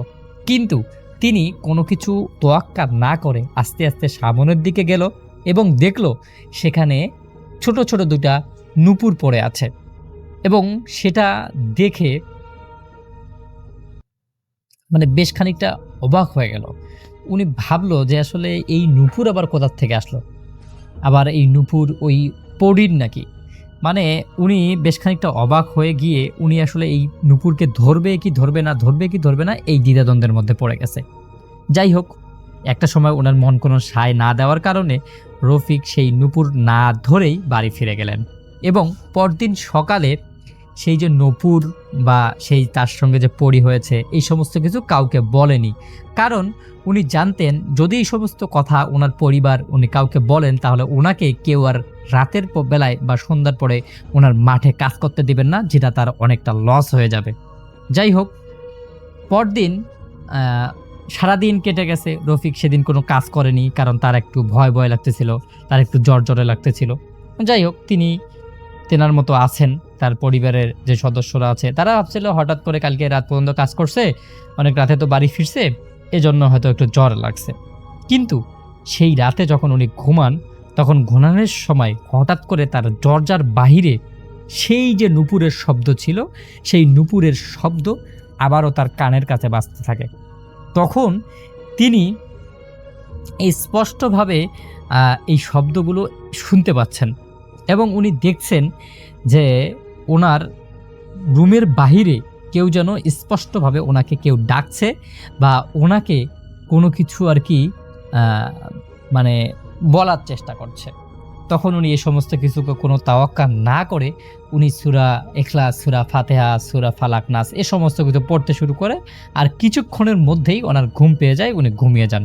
কিন্তু আশ্চর্যজনক ব্যাপার ছিল, পরদিন সকালে ওনার স্ত্রী কয়েকটা পায়ের ছাপ দেখতে পারে, আর সেই পায়ের ছাপটা সরাসরি ওই রফিক সাহেবের যে ঘরটা ছিল সেই ঘরের দিকে এসে শেষ হয়ে গেছে।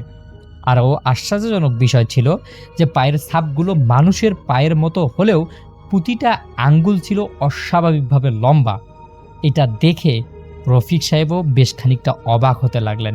উনি বুঝতে পারলেন যে আসলেই এই যে নূপুর ছিল বা এই যে উনি যেটা দেখেছেন এটা তার সঙ্গে অত দেখা হয়নি বা উচিত হয়নি বা এরকম কিছু উনি বুঝতে পারেন। কিন্তু যখন রফিক সাহেব এই বিষয়টাকে ভালোভাবে উপলব্ধি করতে পারল, ততক্ষণে রফিক সাহেব ধীরে ধীরে অসুস্থ হয়ে পড়ল। দিনের বেলাতেই তিনি স্বাভাবিক থাকলেও রাত্রের বেলাতে তিনি অস্বাভাবিকভাবে অসুস্থ হয়ে যেতেন, স্থির থাকতে পারতেন না কোনোভাবেই।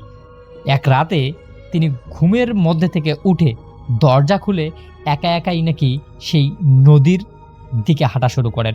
কিন্তু হঠাৎ করে তার স্ত্রী যখন ঘুম ভাঙে দেখে যে তার স্বামী বিছানায় নেই, তখন উনি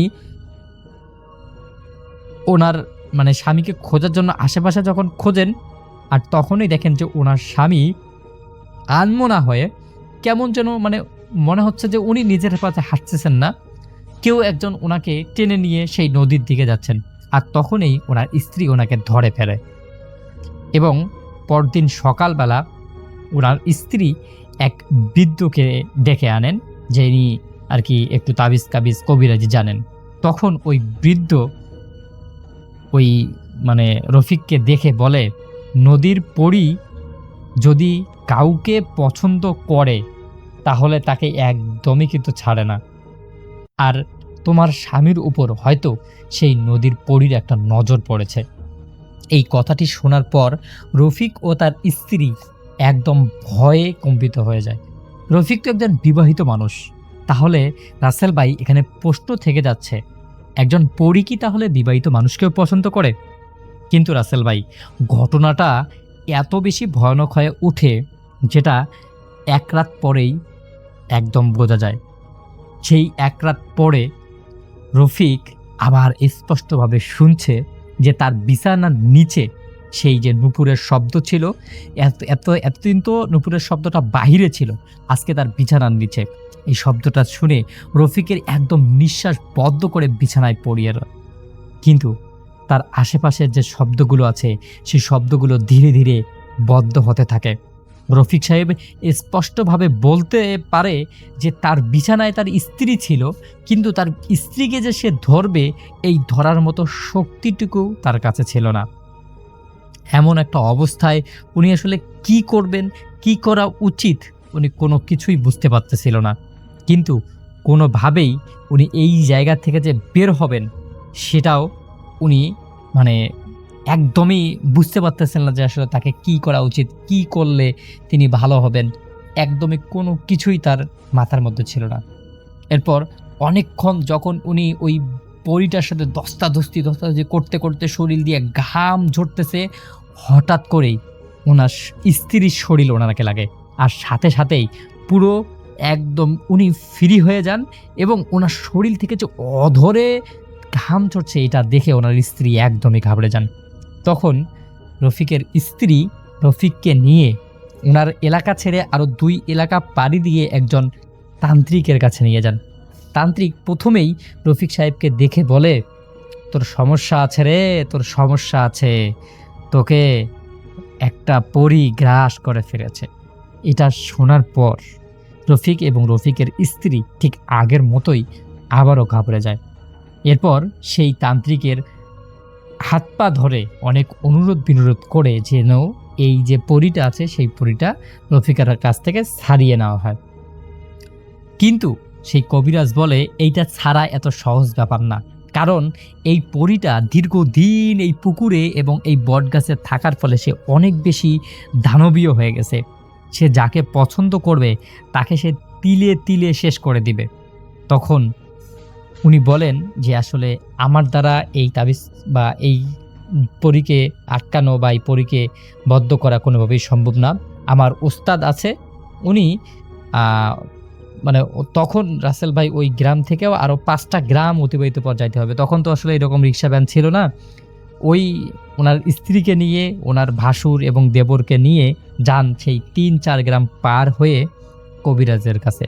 এই কবিরাজ সেই রফিক সাহেবকে 3 দিন যাবত ঝাড়াফুঁক করেন এবং ঝাড়ফুঁক করার পর যেদিন ফাইনাল ডে, সেদিন উনি একটা স্বচ্ছ কাচের বোতল নেন এবং সেই কাচের বোতলে খানিক পানি এবং আরও কি যেন উনি দেন।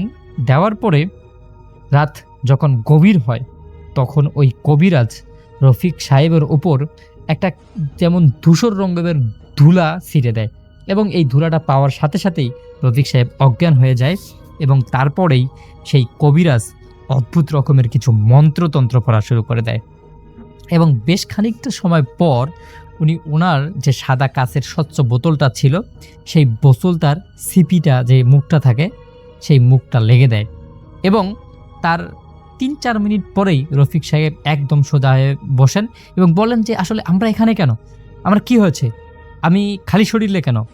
তখন রফিক মিয়ার স্ত্রী বলে যে এখন কিছু বলবো না, আমি তোমাকে পরে বলতেছি, আগে এখান থেকে যাই। তখন সেই যে কবিরাজ ছিল সেই কবিরাজ ওই রফিক সাহেবের স্ত্রীকে 2টা তাবিজ দেন এবং 1 বোতল পানি দেন। পানি দেওয়ার পরে বলে এই পানিটা সে 15 দিন খাবে এবং তাবিজটা যে আছে সেই তাবিজটা পানির মধ্যে চুবাবে। এরকম করে রফিক সাহেব 15 দিন এই ট্রিটমেন্ট করার পর উনি সম্পূর্ণরূপে সুস্থ হন।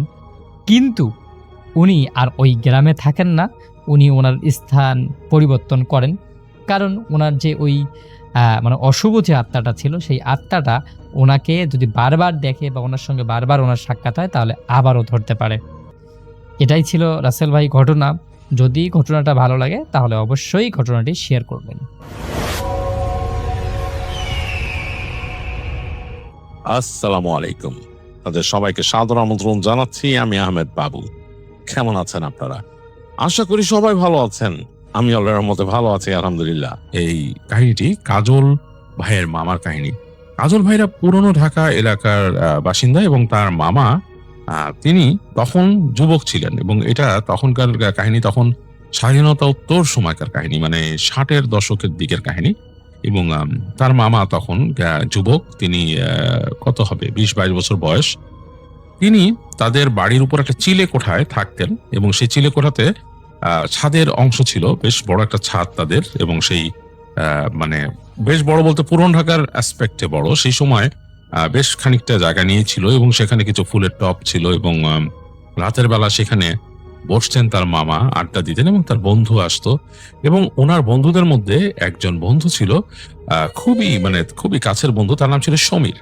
এবং সমীর সেখানে এসে প্রতিদিনই কাজল ভাইয়ের মামার সাথে আড্ডা দিতেন এবং তারা বেশ সময় কাটাতেন, খুব ঘনিষ্ঠ বন্ধু ছিলেন এবং তাদের মধ্যে বেশ সখ্যতা ছিল। তারা একসাথে দুষ্টমি বাদরামি যা করার সেটা তারা করতেন, তারা পছন্দ করতেন। তাদের মধ্যে সিনেমা দেখার প্রবণতা ছিল, তারা সেই ধরনের মানুষ ছিলেন এবং খুব এনজয় করতেন জীবনটা।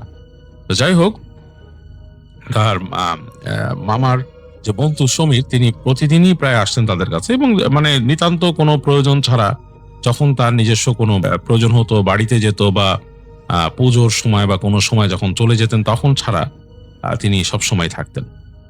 তো কাজল ভাইয়ের মামা একবার সমীরের সাথে বেশ তার একটা মন কষাকষি হলো। এবং মন কষাকষিটা ছিল কোনো একটা ব্যাপার নিয়ে, তাদের ভেতর তাদের নিজস্ব পার্সোনাল কোনো একটা ব্যাপার নিয়ে মন কষাকষি হলো এবং মন কষাকষির কারণে অনেকদিন সমীরের সাথে তার দেখা সাক্ষাৎ নেই এবং তিনিও সমীরের উপর বেশ রাগ ছিলেন এবং এই কারণে তিনি এক্সপেক্টও করতেন না যে সমীর আসবে। মনে মনে খারাপ লাগতো, ঘনিষ্ঠ বন্ধু, একই সাথে অনেক সময় কাটিয়েছেন এবং তিনি চেষ্টা করেন যে তার সময়টাকে একটু অন্যভাবে ইউটিলাইজ করতে অন্যান্য বন্ধুদের সাথে। কিন্তু আসলে দেখা যাচ্ছে তার আর সঙ্গটা ওরকম ভালোই লাগতো না। তো যেটা হয়, একবার এরকম একটা সময় তিনি রাতের বেলা শুয়ে আছেন কাজল ভাইয়ের মামা, এবং তখন রাত প্রায় 8টা-10টা বাজে এরকম সময়। তো হঠাৎ দেখা গেল যে তখনকার এই ওয়েদারটা ছিল ঝিরিঝির বৃষ্টির একটা মতো ওয়েদার। তো হঠাৎ করে এরকম বাতাস হলো, হালকা বৃষ্টি হচ্ছে, ঝিরিঝির বৃষ্টি হচ্ছে। তিনি বুঝতে পারছেন তার চিলে কোঠার ছাদে বেশ top top top top top top বৃষ্টির শব্দ হচ্ছে। শুয়ে আছেন তিনি এবং তিনি ঘুমিয়ে যাবেন। সেই সময় আসলে এখনকার মতো এত অ্যাক্টিভ সময় ছিল না। যারা রাত জাগতো তারা বন্ধু নিয়েই রাত জাগতো, বন্ধু বান্ধব নিয়ে রাত জাগতো এবং অনেকেই দেখা ছিল সেই সময় যুবকদের মধ্যে তাস খেলার প্রবণতা ছিল, অনেকে তাস খেলতেন, অনেকে গল্প করতেন। মোট কথা একটা আড্ডার এনভায়রনমেন্ট ছাড়া তখন রাত জাগা হতোই না। যাই হোক, তিনি ঘুমিয়ে যাবেন, তিনি সেদিন একা। তো তিনি হঠাৎ শব্দ পেলেন যে তার যে রুম, যে চিলেকোঠার যে রুমে তিনি থাকেন, সেটার দরজার মধ্যে হঠাৎ ঠক ঠক ঠক ঠক হুড়কো লাইক ধাক্কা খাচ্ছে। তখনকার সময় একটা হুড়কো দিয়ে লাগানো থাকতো, সে হুড়কো ধাক্কা খাচ্ছে, কড়কড় কড়কড় করছে। তিনি প্রথমে একবার ভেবেছিলেন বাতাস কিনা, তো তারপর তিনি দেখলেন যে না। তো তিনি ভাবলেন বাসা থেকে কেউ এসে ডাকছে কিনা। তো তিনি বলেন কে কে, কোনো উত্তর নাই। তো 2-3 বার বলার পর উত্তর নাই। তো তিনি 2-3 বার যখন উত্তর পাচ্ছেন না, তিনি আস্তে করে তার দরজার ফাঁক দিয়ে তাকালেন কেউ আছে কিনা। যে তিনি দরজার ফাঁক দিয়ে তাকিয়ে দেখছেন তার থেকে প্রায় 2-3 ফিট দূরে হালকা বৃষ্টিতে ভিজে তার বন্ধু সমীর দাঁড়িয়ে আছে এবং তার শরীরে একটা গেঞ্জি পরা। তিনি দেখছেন যে এখানে একটা গেঞ্জি, তখন হাফ হাতা গেঞ্জি, আমরা যে এখন অনেকেই যে টিউব টপ পরে আর কি, যে গেঞ্জি, স্যান্ডো গেঞ্জি, সে টিউব টপের মতোই কিন্তু হাতাওয়ালা হাফ হাতা গেঞ্জি পরা এবং একটা প্যান্ট পরা দাঁড়িয়ে আছে। তো তিনি সাথে সাথেই দরজার হুড়কো খুলে ফেললেন। তো উনি কিন্তু চোখ সরিয়ে দরজা খুলেছেন যতটুকু সময় লাগে। এই সময়ের মধ্যে তিনি দেখলেন তার বন্ধু সমীর সিঁড়ি দিয়ে নেমে যাচ্ছে নিচে। তিনি বললেন, এই সমীর, কিরে কই যাস তুই, কিরে কি ব্যাপার, এই তুই কই যাস? তো দেখে যে বন্ধু উত্তর না দিয়ে নেমে যাচ্ছে। তো তিনি একবার ভাবলেন যে বন্ধু মনে হয় কোনো কারণে তার কাছে আসছিল। হঠাৎ তার মাইন্ড চেঞ্জ হয়েছে। এমনও হতে পারে তার বন্ধু হঠাৎ তার কথা মনে পড়ায় পাশ দিয়ে যাচ্ছিল বা কোনো কাজে যাচ্ছিল, হয়তো এই রাতে তার কথা মনে পড়ায় হয়তো চলে আসছিল। কিন্তু হঠাৎ তার হয়তো মাইন্ড চেঞ্জ করছে, চলে যাচ্ছে, রাগ এখনো আছে। তো তিনি এই কয়েকবার ডেকে তিনি আর কোনো কথা না বলে তিনি তাড়াতাড়ি, আলনা ছিল তখন, সে আলনা থেকে নিজের শার্টটাকে থাবা দিয়ে নিয়ে গায়ে চড়িয়ে তিনি নামা শুরু করলেন এবং তিনি কটকট কটকট করে নেমে যাচ্ছেন। তারপর উনি কিন্তু লুঙ্গি আর এই শার্ট, তিনি নেমে যাচ্ছেন কটকট করে। বন্ধুকে বলছে, কিরে এই সমীর, কিরে, বলতে বলতে তিনি দেখলেন যে সমীর নেই, সিঁড়ির মধ্যে নেই। তিনি ভাবলেন যে অনেক দ্রুত নেমে গেছে। তিনি দ্রুত নিজে নামলেন, নেমে দেখলেন যে সদর দরজাটা খোলা, যেখান দিয়ে ঢোকে দরজাটা খোলা। সেটা নিয়ে তিনি আর খুব একটা মাথা ঘামালেন না যে সদর দরজা খোলা, সেটা তিনি খেয়ালও করলেন না। তিনি নেমে গেলেন। নেমে যখন বেরোলেন, তো বাসার সামনে রাস্তা আর কি। আর এটা হচ্ছে তখনকার সময়, এখনকার সময়ও সেই জায়গাটা একই রকম ভাবে গলি আছে। কাজল ভাইয়ের যে বর্ণনা, আমি সেই জায়গায় বেশি না, গত বছরও গিয়েছি ওই এলাকায়। যে জায়গার কথা উনি বলেছেন সেই জায়গায় কিন্তু এখনো একইভাবেই গলিগুলো আছে, আর খুব একটা চেঞ্জ হয়নি এগুলির। তো তিনি নেমে দেখলেন এই বৃষ্টিতে তখন রাতের বেলা মানুষ নাই রাস্তায় এবং রাস্তাটা নির্জন হয়ে গেছে। আর তখনকার সময় এত ল্যাম্পপোস্ট ছিল না সেই জায়গাটাতে যেখানে নাকি উনি এই করেছে।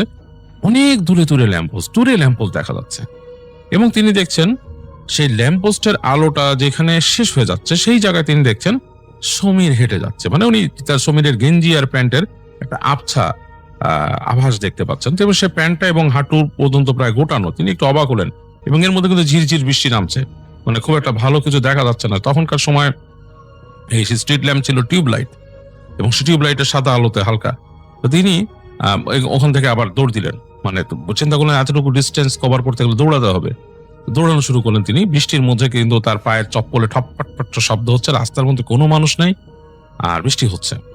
এখন তিনি যখন আরো সামনে গেলেন, এখন আর তিনি সমীরকে দেখছেন না, এখন তিনি শুধু শুনছেন প্রচন্ড কুকুর ডাকছে। একটা গলির মাথায় প্রচন্ড রকমের কুকুর ডাকছে, ঘেউ ঘেউ ঘেউ ঘেউ। তো তিনি একটু ভয় পেলেন, কারণ রাতের বেলা অনেক সময় কুকুর এরকম কামড় দিয়ে বসতে পারে। তিনি যাচ্ছেন যে জায়গায়, মানে রাস্তা দিয়ে দৌড়ে যাচ্ছেন, একটা হিজ কাইন্ড অফ আননোন, এই কুকুরদের কাছে এরকম হতেই পারে। তো তিনি যখন আরো কাছিয়ে গেলেন তখন দূরের স্ট্রিট ল্যাম্পের আলোতে তিনি দেখছেন যে কুকুরগুলো ঘেউ ঘেউ করছে একদিকে তাকিয়ে। তো সেই দিকে তাকিয়ে তিনি কিছু দেখছেন না, মনে হচ্ছে কুকুর কাউকে দেখে চিৎকার করছে, সেই জিনিসটা চলে যাচ্ছে সামনে। একটু পরে তিনি আবার খেয়াল করলেন সেই বন্ধুর অবয়ব, দূরে সে অবয়বটা দেখছে। তিনি ভাবলেন যে সুমিত আছে, তিনি আবার দৌড়ালেন। আর তিনি খুব দ্রুত চেষ্টা করতেছেন বন্ধুর সাথে ডিস্টেন্স কমাতে, যত দ্রুত সম্ভব লুঙ্গিটাকে এক হাত দিয়ে ধরে দৌড়াচ্ছেন তিনি কিন্তু ভিজে গেছেন অনেকটা, তার চুল দিয়ে টপ টপ করে পানি পড়ছে এই ঝিরঝির বৃষ্টিতেই। দৌড়াতে দৌড়াতে দৌড়াতে তিনি চলে আসেন একটা রাস্তার সামনে এবং রাস্তার ওই পারে হচ্ছে নদী। মানে এই হচ্ছে রাস্তার পাশে একটা বাউন্ডারি ওয়াল, তার পাশে হচ্ছে নদী নিচে। এখন তিনি দেখলেন সেখানে এই পাশে কোনো আলো ছিল না, অনেক দূরে একটা স্ট্রিট ল্যাম্প আছে, সেটার আলো কিছুটা এসে পড়ছে। মানে রাতের মধ্যে, মানে রাতটা অন্ধকার, রাতে আলো এতটাই অন্ধকার সেখানে যে নদীর এখান থেকে এই আলোটা মোটামুটি একটু দেখা যাচ্ছে। আর দূরে দেখা যাচ্ছে দুই একটা নৌকা সে নদীর ভেতরে। তো তিনি বুঝতে পারলেন যে নদীতে আসলে এই বৃষ্টির মধ্যে নৌকাগুলোও এখানে আসে নাই, আর কোনো লঞ্চ এই পাশে এখন যাচ্ছে না। আর তখনকার সময় হয়তো লঞ্চ এত বড় ছিল না। তো অন্ধকারে দিয়ে, কারণ ওখানে লঞ্চ যাতায়াত করতে, এই কারণে বললাম, তিনি দেখলেন যে নদীর পাড়ের জায়গাটা দেয়ালের পাশে। তিনি হঠাৎ করে খেয়াল করলেন এই অল্প আলোতে তার বন্ধুর অবয়বটা দেয়ালের কাছে। তারপর তিনি দেখলেন তার বন্ধুর অবয়বটা দেয়াল টপকে পানির মধ্যে মানে যে পড়লো আর কি, ঝপ করে পড়লো। তিনি দূর থেকে একটা শব্দ পেলেন, পানির মধ্যে ভসস করে পড়ার শব্দ পেলেন। আর তিনি আর কোনো মানে দিক বিদিক শূন্য হয়ে তিনি ঝেড়ে দৌড় দিলেন। মানে তার স্যান্ডেল কোথায় গেছে কি আছে খেয়াল নাই, তিনি দৌড় দিয়ে যে পৌঁছালেন দেয়ালের পাশে, তাকিয়ে দেখলেন, উকি দিলেন, দেখলেন কিচ্ছু দেখা যাচ্ছে না। নদী তো আসলে বেশ মানে ফুলে ফেপে আছে, বৃষ্টি পড়ছে, কোনো মানে কিছু নাই। দেয়ালের সাথে বাড়ি খাচ্ছে ঢেউগুলা, কোনো মানে মানুষজনের চিহ্ন নাই সেখানে, কোনো কিছুর চিহ্ন নাই। তিনি দেখেছেন তার বন্ধু ওখানে পড়ে গেছে। তিনি মানে কাইন্ড অফ চিৎকার করার মতো অবস্থা, কিন্তু আশেপাশে কোনো মানুষ নাই, কাকে বলবেন তিনি। তিনি অসহায়ের মতো দূর তাকাচ্ছেন এদিক ওদিক। তো এইভাবে যখন তিনি তাকাচ্ছেন, তিনি দেখলেন ওই যে লাইট ল্যাম্পপোস্টটা দেখেছিল, সেই ল্যাম্পপোস্টার থেকে একটু দূরে রাস্তার মধ্যে তার বন্ধু বসে আছে। তিনি একটু হতবাক হয়ে গেলেন যে এটা কিভাবে সম্ভব। তিনি সেখান থেকে নেমে, মানে সেই রাস্তার পাড় থেকে নেমে আবার দৌড়ালেন। দৌড়াতে তিনি তার স্যান্ডেল পড়ে গেছিল এদিক ওদিক, সেটা কালেক্ট করলেন, পড়ে হেঁটে যাচ্ছেন। তার যখন একটা ডিস্টেন্স এসে পড়লো তার বন্ধুর সাথে, তার বন্ধু আবার উঠে হাঁটা দিল এবং সেই জোরে হাঁটছেন। তিনি দৌড়ালেন পিছনে এবং তিনি খুব জোরে দৌড়ালেন এবার পিছনে। তিনি কিন্তু এখনো ভাবছেন তার বন্ধু দৌড়ে যাচ্ছে, তার উপর মান অভিমান করা, তার মাথায় এখনো খেয়াল করছে না যে কিভাবে হচ্ছে ব্যাপারটা। তো তিনি যখন দৌড়াতে মোটামুটি বন্ধুর সাথে একটা ডিস্টেন্স কভার করে ফেলছেন, দেখলেন তার বন্ধুও দৌড় দিল, দৌড়াচ্ছে এবং তিনিও দৌড়ালেন।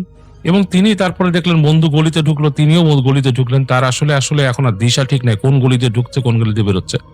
এরকম দু একটা গলি পার হওয়ার পর একটা ছোট্ট অ্যালির মতো ছিল সেখানে, একটা ছোট্ট অ্যালির মতো, মানে একটা গলির মতো, একদম ছোট গলি, বিল্ডিং এর দুই গলির ফাঁক দিয়ে। সেই জায়গাটা বেশ মানে কাদা প্যাচ প্যাচ একটা জায়গা। তো সেখান থেকে তিনি দৌড় দিলেন। তার বন্ধুকে দেখছেন দৌড়াইতে, তিনিও দৌড়ালেন। তো তিনি দৌড়ে যখন নাকি মোটামুটি একটা পার হয়ে গেছেন, মানে একটা ডিস্টেন্স পার হয়ে গেছেন, এরপরে একটা ফাঁকা জায়গা এতটুকু, সেই জায়গায় হঠাৎ তিনি আবিষ্কার করলেন তিনি ভ্যাচ করে কাদার মধ্যে ডেবে যাচ্ছেন। অনেকখানি ডেবে গেছেন এবং তিনি দেখলেন তার বন্ধু দৌড় দিয়ে সামনে দাঁড়ালো দাঁড়িয়ে তার থেকে প্রায় লম্বায় 1-2 হাত বড় হয়ে গেল। তিনি অন্ধকারে দেখছেন, বন্ধুর চেহারা কিন্তু দেখছেন না, এবং তিনি একটা কেমন চাপা হাসির শব্দ শুনলেন, যে হাসিটা একদমই অপার্থিব একটা চাপা হাসির শব্দ। এবং তিনি খেয়াল করলেন তার মুখের মধ্যে কেউ বালি ছুঁড়ে মারলো, এক গাদা বালি তার মুখের মধ্যে পড়লো। তিনি কিন্তু কাদাতে অনেকখানি ডেবে গেছেন এবং বালি পড়াতে তিনি প্রচন্ড জোরে চিৎকার শুরু করলেন। কাজল ভাইয়ের মামা প্রচন্ড জোরে চিৎকার করছেন এবং সেই চিৎকারের শব্দ আকাশ বাতাস ছাপিয়ে যাচ্ছে, এত জোরে চিৎকার করছেননি। তিনি একসময় যখন চোখে মুখে বালি পড়ছে তিনি খেয়াল করে আর কিছু পাচ্ছেন না, তিনি খেয়াল করতে পারছেন তার থেকে একটু দূরে সে অবয়বটা দাঁড়িয়ে আছে এবং সে হাসির শব্দ শুনছেন। একটু পরে তিনি আরো পিছনে কতগুলো শব্দ শুনলেন, থপ থপ থপ থপ পায়ের শব্দ। তাকিয়ে দেখলেন সামনে কেউ নাই। একটু পরে দেখলেন যে তাকে ওখান থেকে টেনে তুললো একজন লোক। সেই লোকটা আসলে ওখানে টেনে তুলে বললো, কি হয়েছে আপনার, আপনি কিভাবে গেলেন? অনেক কষ্ট করে টেনে তুললো তাকে। তো তোলার পরে তিনি আসলেন, তিনি হাঁপাচ্ছেন, কিছু বলতে পারতেছেন না। কাজল ভাইয়ের মামা তাকে নিয়ে আসলেন বাইরে, এনে দেখলো যে সেই এলাকায় একজন লোক রিক্সা চালাতো, সে ওখানে বসেছিল, তার কাজ শেষ করে, তার সমস্যা ছিল বা সামথিং, সে বসেছিল ওখানে। তো সে নাকি ওখানে ওই রিক্সা করে রিক্সার হুড উঠিয়ে সে বসেছিল তার সাথে হাতের যে দিয়ে। তো সে তাকে ওখান থেকে নিয়ে কাজল ভাইয়ের মামাকে নিয়ে আসলেন বাসায়। তো কাজল ভাইয়ের মামা বাসায় যখন নিয়ে আসছে সেই লোকটা, তিনি তখন খেয়াল করছে যে তাদের বাড়ির দরজা কেন খোলা। তখন তিনি খেয়াল করছে এই দরজা কখনো খোলা থাকে না, কিভাবে খোলা হলো। সারা শরীরে কাদায় মাখামাখি, কোমরের থেকে বেশি পর্যন্ত ময়লার মধ্যে ডেবে গেছে। ওই জায়গায় আসলে ওখানে সেপটিক ট্যাঙ্ক করার জন্য মাটি কেটে রাখা হচ্ছিল। তো তাকে হয়তো ওই কাদার মধ্যেই চুবায় মারতো কেউ নিয়ে। তো তিনি তাড়াতাড়ি বাসার মধ্যে সে রিক্সাওয়ালা নক করলো, বাসার মানুষ বেরোলো, বেরিয়ে তো দেখলো তাকে নিল, নিয়ে তাকে গোসল করালো। রিক্সাওয়ালাকে খুশি হয়ে তাদের বাড়িতে বললো এখানে থাকেন আজকে রাত্রে। এখানে রিক্সাওয়ালা বললো না, আমার রিক্সা আছে, আমার বাইরে দাঁড়ানো, আমার এটার নাই। তো তাকে যাই হোক রিক্সাওয়ালাকে তারা একটু খুশি করে দিল, মানে তার ফ্যামিলি। রিক্সাওয়ালা নিতে চায়নি, তারপরও তারা খুশি করলো যে আপনি এত বড় উপকার করছেন। তো কাজল ভাইয়ের মামাকে তার বাড়ির মানুষ পরিষ্কার করলো, শোয়ালো। তিনি প্রচন্ড তার জ্বর আসলো এবং তার এই যে জ্বর এবং অসুস্থতা ছাড়লো না। তিনি প্রায় 3 মাস পর্যন্ত ভয়ঙ্কর রকম সেই জ্বর এবং অসুখে দুর্বলতায় ভুগছিলেন এবং তিনি বাসার মধ্যে ওই সেই চিলে কোঠায় আর থাকতে পারতেন না। তিনি নাকি প্রায় শুনতেন তার বন্ধু এসে ডাকে।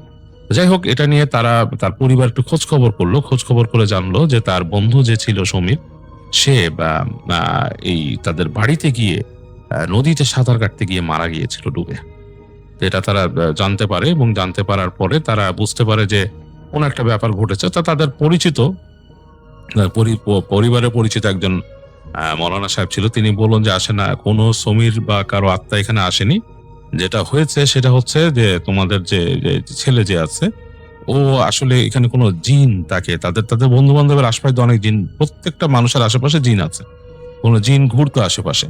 সেই জিনই তাকে কোনোভাবে ওখানে পেয়েছে এবং চেষ্টা করেছে তাকে ওই দিন মেরে ফেলা। আর মানুষকে এই ধরনের ভ্রান্ত একটা বিশ্বাস চিন্তা দিতে চায়, যেটা হচ্ছে যে সে সমীরের আত্মা এসে তাকে নিয়ে গেছে বা এরকম কিছু করেছে। তো যাই হোক, তাদের কাছে বেশ পেইনফুল ছিল সমীরের এই চলে যাওয়ার কাহিনীটা। আর কাজল ভাইয়ের মামাও বেশ অসুস্থ ছিলেন অনেকদিন। তিনি তারপর অনেকদিন ঠিকমতো চলাফেরা করতে পারেননি এবং তিনি এরপরে আর থাকতেন না সেই যে তাদের চিলেকোঠায় থাকতেন না। চিলেকোঠায় নাকি তিনি অনেকবার শুনেছেন যে তার বন্ধু ওখান থেকে তাকে ডাকে ছাদের উপর থেকে, এবং তাদের ছাদে অনেকেই যাওয়া ছেড়ে দিয়েছিল এই কারণে। তাদের ওখানে ছাদের মধ্যে একটা হাসনেনা ফুলের গাছ ছিল, সেখানে দাঁড়িয়ে নাকি ডাকতো এবং বেশ বেশ ভীতিকর ভাবে ডাকতো তাকে। এবং এই ভয়ে তিনি তো যেতেনই না, চিলেকোঠা থাকা ছেড়েই দিয়েছিলেন। তাদের চিলিকাটার রুমটা প্রায় একটা পরিত্যক্ত রুমে পরিণত হয়েছিল এবং বাসার মানুষজন সেখানে সন্ধ্যার পরে খুব একটা যেত না। অনেকেই নাকি বুঝতো এবং বিশেষ করে ওই যে কাজল ভাইয়ের মামা, তিনি শুনতেন যে সমীর ডাকে ছাদের উপর থেকে তাকে। যাই হোক, এই ছিল কাজল ভাইয়ের মামার কাহিনী।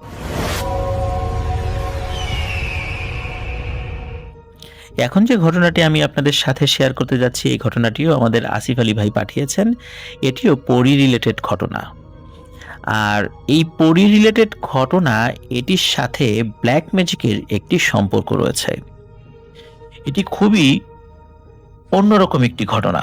আপনারা সবাই মনোযোগ দিয়ে শুনবেন এবং পুরো ঘটনাটি শুনবেন। আশা করছি এই ঘটনাটি থেকে আপনারা নতুন কিছু শিখতে পারবেন। তো চলে যাচ্ছি মূল ঘটনায়।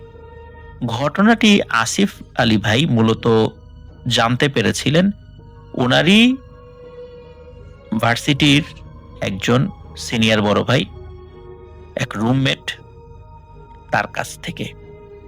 মূলত এই ঘটনাটির ভুক্তভোগী ওই বড় ভাই নিজে। তো চলে যাই আমরা মূল ঘটনায়।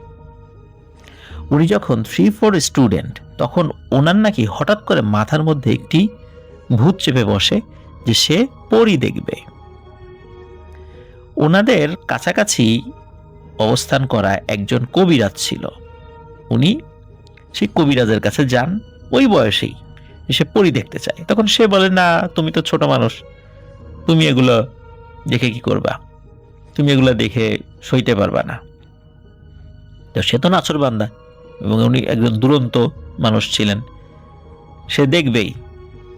সে বারবার কবিরাজ বাচ্চার কথা মনে করে সে বারবার না করে দিছে, কিন্তু এই বাচ্চা এমন ডিস্টার্ব শুরু করছে ওনাকে। তো একটি পর্যায়ে কি হয়, ওই কবিরাজ ওই বাচ্চার কাছে, মানে এই যে ভাই আর কি, তো ওনাদের আবার পারিবারিক অবস্থা মোটামুটি ভালোই ছিল, তো বলে যে আমার তো কিছু টাকা পয়সা লাগবে, তুমি আমাকে টাকা পয়সা দিতে পারবে কিছু, আমি পরে তোমাকে ফেরত দিয়ে দিব।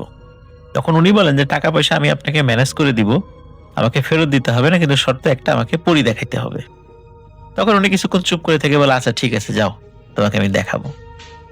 এবং উনি যে কোনোভাবে হোক বাসা থেকে কিছু টাকা পয়সা ম্যানেজ করেন এবং ওই কবিরাজকে দেন। তো কবিরাজও উপকৃত হয় এবং সে তার শর্ত অনুযায়ী দাবি করে বসে যে আমাকে পরী দেখাতে হবে। তো কবিরাজ একটি নির্দিষ্ট সময় এবং দিন বলে দেন যে কোন দিনের কোন সময়ে কোথায় তাকে আসতে হবে। এক পূর্ণিমার রাত্রে তার বাড়ির কাছে একটি মাঠে তাকে আসতে বলেন, একা একা।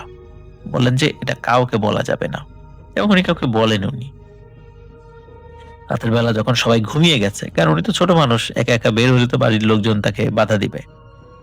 সবাই যখন ঘুমিয়ে গেছে তখন টুক করে বের হয়ে গেছে, বের হয়ে ওই মাঠে চলে গেছে, গিয়ে দেখেন যে ওখানে ওই কবিরাজ বসেই আছে। তখন ওই কবিরাজ তাকে বলেন যে এখন তোমাকে পরী দেখাবো, তুমি কিন্তু ভয় পেও না, এখানে যা যা হবে কাউকে বলতে পারবা না। বলে ঠিক আছে, কাউকে বলবো না। তো ওই কবিরাজ সে তার মতো করে মন্ত্র পড়তে শুরু করে। এটা কিন্তু এই যে গল্পটা বলছি, এটা কিন্তু বড় ভাই ওনার বাড়ি ছিল কুষ্টিয়াতে, এই ঘটনাটা কুষ্টিয়ার আর কি, এটি আসিফ ভাইকে বলেছেন, সেইভাবে বলছি। তো সে মন্ত্র পড়তে শুরু করে। মন্ত্র পড়তে পড়তে একটি পর্যায়ে মনে হচ্ছিল দূর থেকে ঘোড়ার খুরের আওয়াজ পাওয়া যাচ্ছে, এবং কিছু সময়ের মধ্যে সুন্দর একটি ঘোড়ার গাড়ি এসে সামনে দাঁড়ায়। ওর ভেতর থেকে 14-15 বছর বয়সী খুব অপরূপা সুন্দরী একজন নারী বের হন। বের হওয়ার পর সে আসে, সে তাকে সালাম দেয়, মানে উপস্থিত সকলকে সালাম দেয়, তারাও সালামের উত্তর নেয়। এবং সে এসে বলে এই বড় আসিফ আলী ভাইয়ের বড় ভাইকে, ডিপার্টমেন্টের মানে ইউনিভার্সিটির বড় ভাইকে, যে তোমাকে আমি অনেক আগে থেকেই দেখছি, অনেক আগেই তোমাকে আমি দেখা দিতাম, কিন্তু দেখা দেইনি, তুমি ভয় পেতে পারো এই জন্য। তখন এই বড় ভাই তাকে বলছে যে আমি আপনাকে কি বলে ডাকবো। তখন সে বলছে তুমি আমাকে মা বলে ডাকবে। এখন দেখা যাচ্ছে যে তার থেকে বয়সের পার্থক্য আছে অল্প বিস্তর, কিন্তু তাকে মা বলে ডাকতে কেমন লাগে। তারপর সে বলছে আচ্ছা ঠিক আছে ডাকবো। এবং তখন ওই যে পরী সে বলে আমি তোমার সবসময় আশেপাশেই থাকবো, তোমার উপকার করার চেষ্টা করব, যখন ডাকবা চলে আসবো, তবে আমি তোমাকে দেখা দিব স্বপ্নের মধ্যে সব সময়, এমনি বাহ্যিকভাবে খুব কম দেখা দিব। এই বলে সে যেভাবে এসেছিল সেভাবেই আবার ওই ঘোড়ার গাড়িতে চলে যায়। এরপরে কেটে যায় বেশ কিছু বছর। মাঝে মাঝে স্বপ্নের মধ্যে সে ওই পরীকে দেখতে পেত, স্বপ্নের মধ্যে কথা বলতো। একবার কি হলো, স্থানীয় একটি নির্বাচনে সে ওই ভোট কেন্দ্রের পাশ দিয়ে যাচ্ছিল, যেখানে অনেক মানুষ, দিনের বেলা প্রচুর মানুষ আসছে ভোট দেওয়ার জন্য, বেশ উৎসব মুখর পরিবেশ। তখন সে চিন্তা করলো যে আচ্ছা এখন ওই পরীটাকে ডাক দিয়ে দেখি তো দিনের বেলা এত মানুষের সামনে আমার কাছে আসে কিনা। তখন সে ডাক দেয়। কয়েকবার ডাক দেওয়ার পর সে দেখতে পায় তার থেকে কিছুটা অদূরে একটি বড় গাছ ছিল। এই গাছটি শেকড় সহ উপড়ে পড়ে গেল এবং ওইখানে মনে হলো কারো অবয়ব সে দেখতে পেল। স্থানীয় লোকজন তারা হঠাৎ করে চমকে উঠেছে, কি ব্যাপার, গাছ এভাবে পড়লো, নির্বাচন চলছে, ভোট কেন্দ্রের পাশাপাশি আবার কোনো নাশকতা কিনা। বলে যে না, এগুলো কিছু না, গাছ এমনিতেই শিকড় সহ পড়ে গেছে। যাই হোক, বিষয়টা সকলে স্বাভাবিকভাবে নিয়েছে, কিন্তু ওই ভাই কিন্তু জানতো বিষয়টা স্বাভাবিক না। এর কয়েকদিন পরে উনি রাতের বেলা বাজার থেকে ফিরছিলেন। হঠাৎ করে একটি কুকুর তার পথ আগলে দাঁড়ায় এবং কুকুরটি খুব ঘেউ ঘেউ করতে থাকে। কুকুরটির ঘেউ ঘেউ শুনে এবং দেখে মনে হচ্ছিল কুকুরটি মূলত তাকে দেখে ঘেউ ঘেউ করছে, তার পাশে কেউ একজন আছে তাকে দেখে ঘেউ ঘেউ করছে। সে তো খুব অবাক হয়, কি ব্যাপার, আমার সাথে তো কেউ নেই, এরকম ঘেউ ঘেউ করছে কেন? যাই হোক, কুকুরটি আবার পরে চলে যায়। কোনো কারণে হঠাৎ করে সে থেমে যায়, আবার সে চলে যায়। এর কিছুদিন পর ঘটে আরো একটি ঘটনা। তখনও তো উনি বড় হননি, ছোট মানুষই বলা চলে। খেলার মাঠে ক্রিকেট খেলা হচ্ছে। এলাকার সিনিয়রদের একটি দল, জুনিয়রদের একটি দল। সিনিয়রদের যে দলটি রয়েছে তাদের বয়স মোটামুটি 20-22 বছর, আর জুনিয়রদের যে দলটি রয়েছে তাদের বয়স মোটামুটি 12-13 বছর। এটা একটি প্রীতি ম্যাচ আর কি, হার জিত বিষয় না, এটা প্রীতি ম্যাচ, এটা আনন্দ। খেলার মাঠে কি হয় যে ওই যে বড় ভাই আর কি, উনি ব্যাটিং করছে, তো হঠাৎ করে ওনাকে আম্পায়ার আউট দিয়ে দেয়। আউট দেওয়ার পিছনে কারণ ছিল, যিনি বোলিং করছেন উনি এলবিডব্লিউ আবেদন করেন আম্পায়ারের কাছে, আম্পায়ার সেটা অ্যাকসেপ্ট করেন, তাকে আউট দিয়ে দেন। এখন উনি বলছেন যে না, এলবিডব্লিউ হয়নি। তো কথা কাটাকাটির একটা পর্যায়ে যে ঘটনাটি ঘটে সেটি হলো, ওই যে বড় যিনি আছেন উনি হাতের কাছে থাকা একটা স্ট্যাম্প বা ব্যাট কিছু একটা দিয়ে ওই ভাইকে আঘাত করে বসেন। সিনিয়র যিনি, তিনি আঘাত করেন এই জুনিয়রকে। মূলত আঘাতটা করেছিলেন ব্যাট দিয়ে, তার হাত থেকে ব্যাট কেড়ে নিয়ে তাকে তার মাথায় আঘাত করেছে এবং আঘাত করার সাথে সাথে উনি পড়ে গেছেন নিচে। সকলে ভেবেছিল যে যে জোরে আঘাত করেছে তাতে তার মারা যাওয়ার কথা, কিন্তু এই আসিফ আলী ভাইয়ের যেই ডিপার্টমেন্টের ভার্সিটির বড় ভাই, তিনি নাকি দেখেন যে তার মাথায় কিছুই হয় নাই, একদম স্বাভাবিক। তিনি যখন দেখলেন তিনি একদম স্বাভাবিক, তিনি দৌড়ে গিয়ে একটা স্ট্যাম্প উঠিয়ে নিয়ে ওই খেলার মাঠে তার যে সিনিয়র, তার মাথায় মেরেছে সেই সজোরে এক বাড়ি দেওয়ার সাথে সাথে ওই স্ট্যাম্প ভেঙে গেছে এবং তার মাথা খুবই বাজেভাবে ইনজিউর্ড হয়, দরদর করে রক্ত পড়তে থাকে এবং পরবর্তীতে বিচার সালিশে বিশাল অঙ্কের একটা জরিমানা দিতে হয়েছিল এই চিকিৎসা বাবদ। সকলে খুব অবাক হয়েছিল যে 20-22 বছর বয়সী একটা ছেলে ব্যাট দিয়ে এই ছোট ছেলেকে মাথায় এত জোরে আঘাত করলো, তার কিচ্ছু হলো না, আর একটা স্ট্যাম্প দিয়ে বাড়ি দিল তার থেকে উঁচা লম্বা সিনিয়র একজনকে, স্ট্যাম্প ভেঙে গেল এবং তার মাথার কি ভয়াবহ অবস্থা হলো। এটা কিভাবে সম্ভব? কিন্তু এটি কিন্তু মূলত কেউ বুঝতে পারেনি যে কি কারণে এটা হয়েছে। পরবর্তীতে ওই যে পরী, তার কাছ থেকে সে জানতে পারে এই যে গাছ উপড়ে যাওয়া এবং তার পাশে অদৃশ্য কাউকে দেখে কুকুর ঘেউ ঘেউ করছিল, তারপরে এই যে খেলার মাঠে তাকে যে ব্যাট দিয়ে বাড়ি দেওয়া হলো, এটি কিছুই যে হয়নি, এর সব কিছুর পিছনে, এই তিনটা বিষয়ের পিছনে ওই পরীর উপস্থিতি ছিল এবং সে যে আবার স্ট্যাম্প দিয়ে আরেকজনকে বাড়ি দিয়েছে, এখানেও পরীর হস্তক্ষেপ ছিল। যাই হোক, এভাবে কেটে যেতে থাকে দিন। উনি অত্যন্ত মেধাবী ছিলেন, যার কারণে রাজশাহী বিশ্ববিদ্যালয়ে খুবই লোভনীয় একটি সাবজেক্টে চান্স পেয়ে যান। তো চান্স পাওয়ার পর ওনার লেখাপড়া আগাত ছিল না। ওই সময়ে যেটি হয়, তখন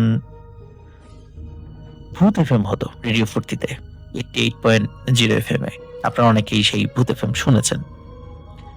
তো 2011 সালের দিকে রাতের বেলা এই আসিফ আলী ভাই উনি ভূত এফএম শুনছেন, আর ওনার ওই রুমমেট যে ভাই ভার্সিটির বড় ভাই, সে আবার ভূত এফএম শুনতো না, সে মোবাইলে এফএম এ অন্য কোনো গান টান শুনতো আর কি, ভূত এফএম খুব একটা বেশি শুনতো না। তো এক রাতে ওনার সাথে একই রুমে ছিলেন আসিফ আলী ভাই, হেডফোন দিয়ে ভূত এফএম শুনছেন, উনি অন্য কিছু শুনছেন। হঠাৎ করে উনি বলে ওঠেন যে আসিফ, তোমার হেডফোনটা দাও, আমি আজকে ভূত এফএম শুনবো। আসিফ আলী ভাই হেডফোনটা দিয়ে দেন। হেডফোন দিয়ে শুনতে শুনতে হঠাৎ করে উনি বলে ওঠেন যে ইউরেকা, পেয়েছি পেয়েছি। তখন আসিফ আলী ভাই বলেন, কি পেয়েছেন ভাই? বলে বলবো, পরে বলবো। পরদিন সকালবেলা ওই ভাইকে রুমে আর পাওয়া যায় না। উনি মনে করেছেন যে হয়তো ভার্সিটিতে গেছেন, কিন্তু না, ভার্সিটিতে উনি যাননি, উনি বাড়িতে চলে গেছেন। বেশ কিছুদিন পর উনি ফেরত আসেন। যখন আসেন তখন আসিফ আলী ভাই জিজ্ঞেস করেন, ভাই আপনি কোথায় গিয়েছিলেন হঠাৎ করে, কোনো কথাবার্তা না বলেই চলে গেলেন? বলে হ্যাঁ গেছিলাম, আমি এমন একটা তথ্য পেয়েছি যেটা আমি বাস্তব রূপদান করার জন্য আমি আর অপেক্ষা করতে পারিনি। তারপর উনি বলছেন যে দীর্ঘদিন ধরে আমি পজেসড হয়ে আছি, এই অবস্থা থেকে আমি মুক্তি পেতে চেয়েছিলাম, অনেক লোকজনদেরকে দেখিয়েছি, কিন্তু আমি কোনো সমাধান খুঁজে পাইনি। তো ভূত এফএমে এমন একটি গল্প হচ্ছিল, ওই গল্পে আমার মতো এই সমস্যার একজন মানুষ কিভাবে মুক্তি পেয়েছে ওই সময় ওই ঘটনাটি চলছিল। তো উনি যেভাবে মুক্তি পেয়েছে, আমি ওই সমাধানটা মনে হয়েছে আমার জন্য পারফেক্ট হবে, এই জন্য আমি খুশি হয়েছিলাম এবং সেই সমাধানটা করার জন্য আমি বাড়িতে চলে গিয়েছিলাম। তো সেখানে গিয়ে আমি অনেক মানে হুজুরদেরকে দেখিয়েছি যারা এই বিষয়গুলো পারেন, এবং আমি মোটামুটি অনেকটা পথ এগিয়েও গিয়েছি। তো যাই হোক, আসিফ আলী ভাই ওই ভাইকে জিজ্ঞেস করেন, আচ্ছা আপনি যেই পজেসড হয়ে আছেন, আপনার ফিলিংসটা কেমন হয়, যে আপনার সাথে যে সবসময় ওই জিনিসটি থাকে? তখন সে বলে যে এটি একটি সফটওয়্যারের মতো, মাথার উপরে মনে হচ্ছে যে কোনো একটা অংশ চেপে ধরে বসে আছে এবং মাথা হ্যাং হয়ে থাকে, মাথা কাজ করে না ঠিকঠাক মতো। মূলত এই কারণেই কিন্তু উনি লেখাপড়া মানে ইউনিভার্সিটিতে ভর্তি হওয়ার পর আর আগাতে পারছিলেন না। তার আগ পর্যন্ত উনি অনেকটা এগিয়েছেন, কিন্তু ইউনিভার্সিটিতে উনি যে সাবজেক্টে ভর্তি হয়েছেন সেই সাবজেক্টের পড়াশোনার প্রেশার খুব বেশি, উনি আর সেটা নিতে পারছিলেন না, অথচ উনি অত্যন্ত মেধাবী একজন স্টুডেন্ট ছিলেন। এরপরে উনি নাকি মাঝে মাঝে বাড়িতে যেতেন এবং ওনার আচার আচরণে অদ্ভুত কিছু পরিবর্তন হতে থাকে, অনেকটা পাগলামি করতে থাকেন। কারণ উনি এই সমস্যার সমাধানের জন্য একাধিক তান্ত্রিক কবিরাজের কাছে দৌড়াদৌড়ি করেছিলেন। এক একজন এক এক রকম ভাবে ট্রিটমেন্ট দেওয়ার কারণে ওনার মানসিক কিছু সমস্যা দেখা দিয়েছিল, যার ফলে উনি পাবনা মেন্টাল হসপিটালে 2 মাস ভর্তি ছিলেন। পরবর্তীতে উনি সুস্থ হয়েছিলেন এবং এই সমস্যা থেকে উনি নিষ্কৃতিও পেয়েছিলেন। এখন তিনি ভালো আছেন। কিন্তু একটি ভয়ানক ব্যাপার যেটি, সেটি হলো এই যে একজন তান্ত্রিক যে ওই যে পরীকে ডেকে নিয়ে এসেছিল, এই বিষয়টি নাকি সম্পূর্ণ ছিল একটি আইওয়াশ বলতে যে ভেলকিবাদী তা না, ওনাকে ওই ছোট বয়সেই তার কোনো পরিচিত লোকদের মাধ্যম দিয়ে ব্ল্যাক ম্যাজিক করা হয়েছিল। এই সব কিছু মূলত একটা পরিকল্পনার অংশ ছিল। ব্ল্যাক ম্যাজিক করে তার উপর এই জিনটি চালান করে দেওয়া হয়েছিল, বা এই পরীটি, জিনদের মধ্যে যেই স্ত্রীলিঙ্গ পরী বলি আমরা, এই পরীটি তাকে বলেছিল সে তার উপকার করবে, আসলে সে তার উপকার করেনি, সে সবসময় তার ক্ষতিই করেছে। আর কুকুর সবসময় খারাপ এবং পিশাচ দুষ্টু জিনদের দেখলে ঘেউ ঘেউ করে ওঠে। তার সাথে যখন ওই জিনিসটি ছিল তখন ওই কুকুর ঘেউ ঘেউ করে উঠেছিল, কিন্তু ওইটার মর্ম তো তখন সে বুঝতে পারেনি, যেটা পরবর্তীতে জানা গিয়েছে। এবং অনেক কষ্টে ওই জিনিসটা থেকে তাকে আল্লাহর অশেষ রহমতে মুক্তিদান করা গেছে। এখন তিনি ভালো আছেন, আমরা দোয়া করি উনি ভালো থাকুন, সুস্থ থাকুন। তো প্রিয় লিসেনার্স, দেখেছেন আপনারা যে কিভাবে খুব সূক্ষ্মভাবে পরিকল্পনা করে একটি মানুষের মস্তিষ্কের অবস্থানকে চেঞ্জ, মানে চিন্তা ভাবনাকে চেঞ্জ করে দেয়া যায়। উনি শিশু বয়সে হঠাৎ করে ওনার পরীতে দেখার, মানে পরীকে দেখার ইচ্ছা জেগেছে, এটা কিন্তু হওয়ার কথা নয়। এবং তারপরে বিভিন্ন ঘটনা প্রবাহের মাধ্যম দিয়ে ওই পরীটি তার সাথে চলে আসে। কিন্তু মূলত ব্ল্যাক ম্যাজিকের মাধ্যম দিয়ে আগে থেকেই তার এই ইচ্ছা এবং পরীকে চালান করে দেওয়া হয়েছে। তার ইচ্ছা হলো পরীকে দেখবে, আর ওই পরী বা ওই দুষ্টু পরীকে তার উপর চালান করে দেওয়া হয়েছিল, এবং যেটা উনি বহু বছর ভুগেছিলেন, এবং মেন্টাল হসপিটালেও তাকে 2 মাস থাকতে হয়েছে। প্রিয় লিসেনার্স, আমরা বলি সবসময় সতর্ক থাকতে। কেউ যদি আমাদেরকে ব্ল্যাক ম্যাজিক করে থাকে, সেখান থেকে আমরা রুকিয়ার মাধ্যমে এই সমস্যার সমাধানের চেষ্টা করব। তান্ত্রিক কবিরাজের কাছে গেলে রুকিয়া না করে যদি ভিন্ন পদ্ধতি অবলম্বন করা হয়, এতে কিন্তু মাথার আরো ক্ষতি হতে পারে বা শারীরিক অনেক ক্ষতি হতে পারে, যেটার প্রমাণ কিন্তু এই বড় ভাই। পরবর্তীতে কিন্তু উনি রুকিয়ার মাধ্যম দিয়ে সুস্থ হয়েছেন। এই জন্য আমরা শরিয়া সম্মত পদ্ধতি অনুযায়ী এই ধরনের সমস্যা সলভ নেয়ার চেষ্টা করব, যারা এগুলা জানেন। আসসালামু আলাইকুম প্রিয় লিসেনার্স, আশা করছি আপনারা সবাই ভালো আছেন। প্রিয় লিসেনার্স, আমরা আমাদের আজকের এই এপিসোডটির মাধ্যমে আপনাদেরকে বেশ কয়েকটি ভয়ানক ঘটনা শোনানোর চেষ্টা করেছি, যেই ঘটনাগুলো আপনাদের সামনে আজকে উপস্থাপন করেছেন আর যে রাসেল ভাই, আর যে আফনান ভাই, ডক্টর আলিফ ভাই, বাবু ভাই, আর যে শাফিন ভাই সহ আমি শাকিল আহমেদ বেশ কয়েকটি বাস্তব অভিজ্ঞতা, বাস্তব ভয়ানক ঘটনা কিন্তু আপনাদের সঙ্গে শেয়ার করেছি। প্রিয় লিসেনার্স, এই ঘটনাগুলোর মধ্য থেকে কোন ঘটনাটি, কোন কাহিনী রিলেটেড ঘটনাটি আপনার কাছে সব থেকে বেশি ভয়ানক লেগেছে, কোন ঘটনাটি শুনে আপনি ভয় পেয়েছেন, কোন ঘটনাটি আপনার কাছে সব থেকে বেশি মিস্টোরিয়াস লেগেছে, এবং কোন ঘটনাটি আপনার কাছে পরিচিত লেগেছে। যদি এমন কোনো ঘটনা ঘটে থাকে, যে ঘটনাগুলো আপনার পরিবারের সাথে, আপনার গ্রামে বা আপনার জেলায় বা আপনার উপজেলায় যদি এমন কোনো ঘটনা ঘটে থাকে, তাহলে সেটি অবশ্যই আমাদেরকে জানাবেন, কারণ আমরা কিন্তু আপনাদের মন্তব্যগুলো, আপনাদের মতামতগুলো অনেক গুরুত্বপূর্ণ সহকারে দেখি। প্রিয় লিসেনার্স, আমাদের আজকের এই এপিসোডটি আপনাদের কাছে কেমন লাগলো অবশ্যই কিন্তু আপনাদের একটি মতামত জানিয়ে যাবেন। এবং যারা যারা নতুন আমাদের আজকের এই এপিসোডটি দেখতেছেন বা আমাদের আজকের চ্যানেলে প্রবেশ করেছেন, তাদের কাছে আমি রিকোয়েস্ট করব, আপনি যদি সত্যিকারের ভয়ানক ঘটনাগুলো পছন্দ করেন, তাহলে কিন্তু অবশ্যই আপনি রাইট জায়গায় এসেছেন। আমরা আমাদের এই চ্যানেলটির মাধ্যমে শুধুমাত্র বাছাই করা সেরা ভয়ানক ঘটনাগুলো আপনাদের জন্য এপিসোড আকারে আপলোড করে থাকি। তো প্রিয় লিসেনার্স, যারা যারা আমাদের আজকের এই ভিডিওটি দেখতেছেন, তাদেরকে আমি অনেক অনেক স্বাগতম জানাচ্ছি, অনেক অনেক ভালোবাসা জানাচ্ছি। এবং আপনি যদি এরকম ভয়ানক ঘটনাগুলো শুনতে চান, তাহলে অবশ্যই আমাদের চ্যানেলটিকে ভিজিট করবেন, কারণ আমাদের চ্যানেলটিতে ইতিমধ্যেই এইরকম অনেক বাছাই করা সেরা ঘটনা কিন্তু আপলোড করে দেওয়া আছে।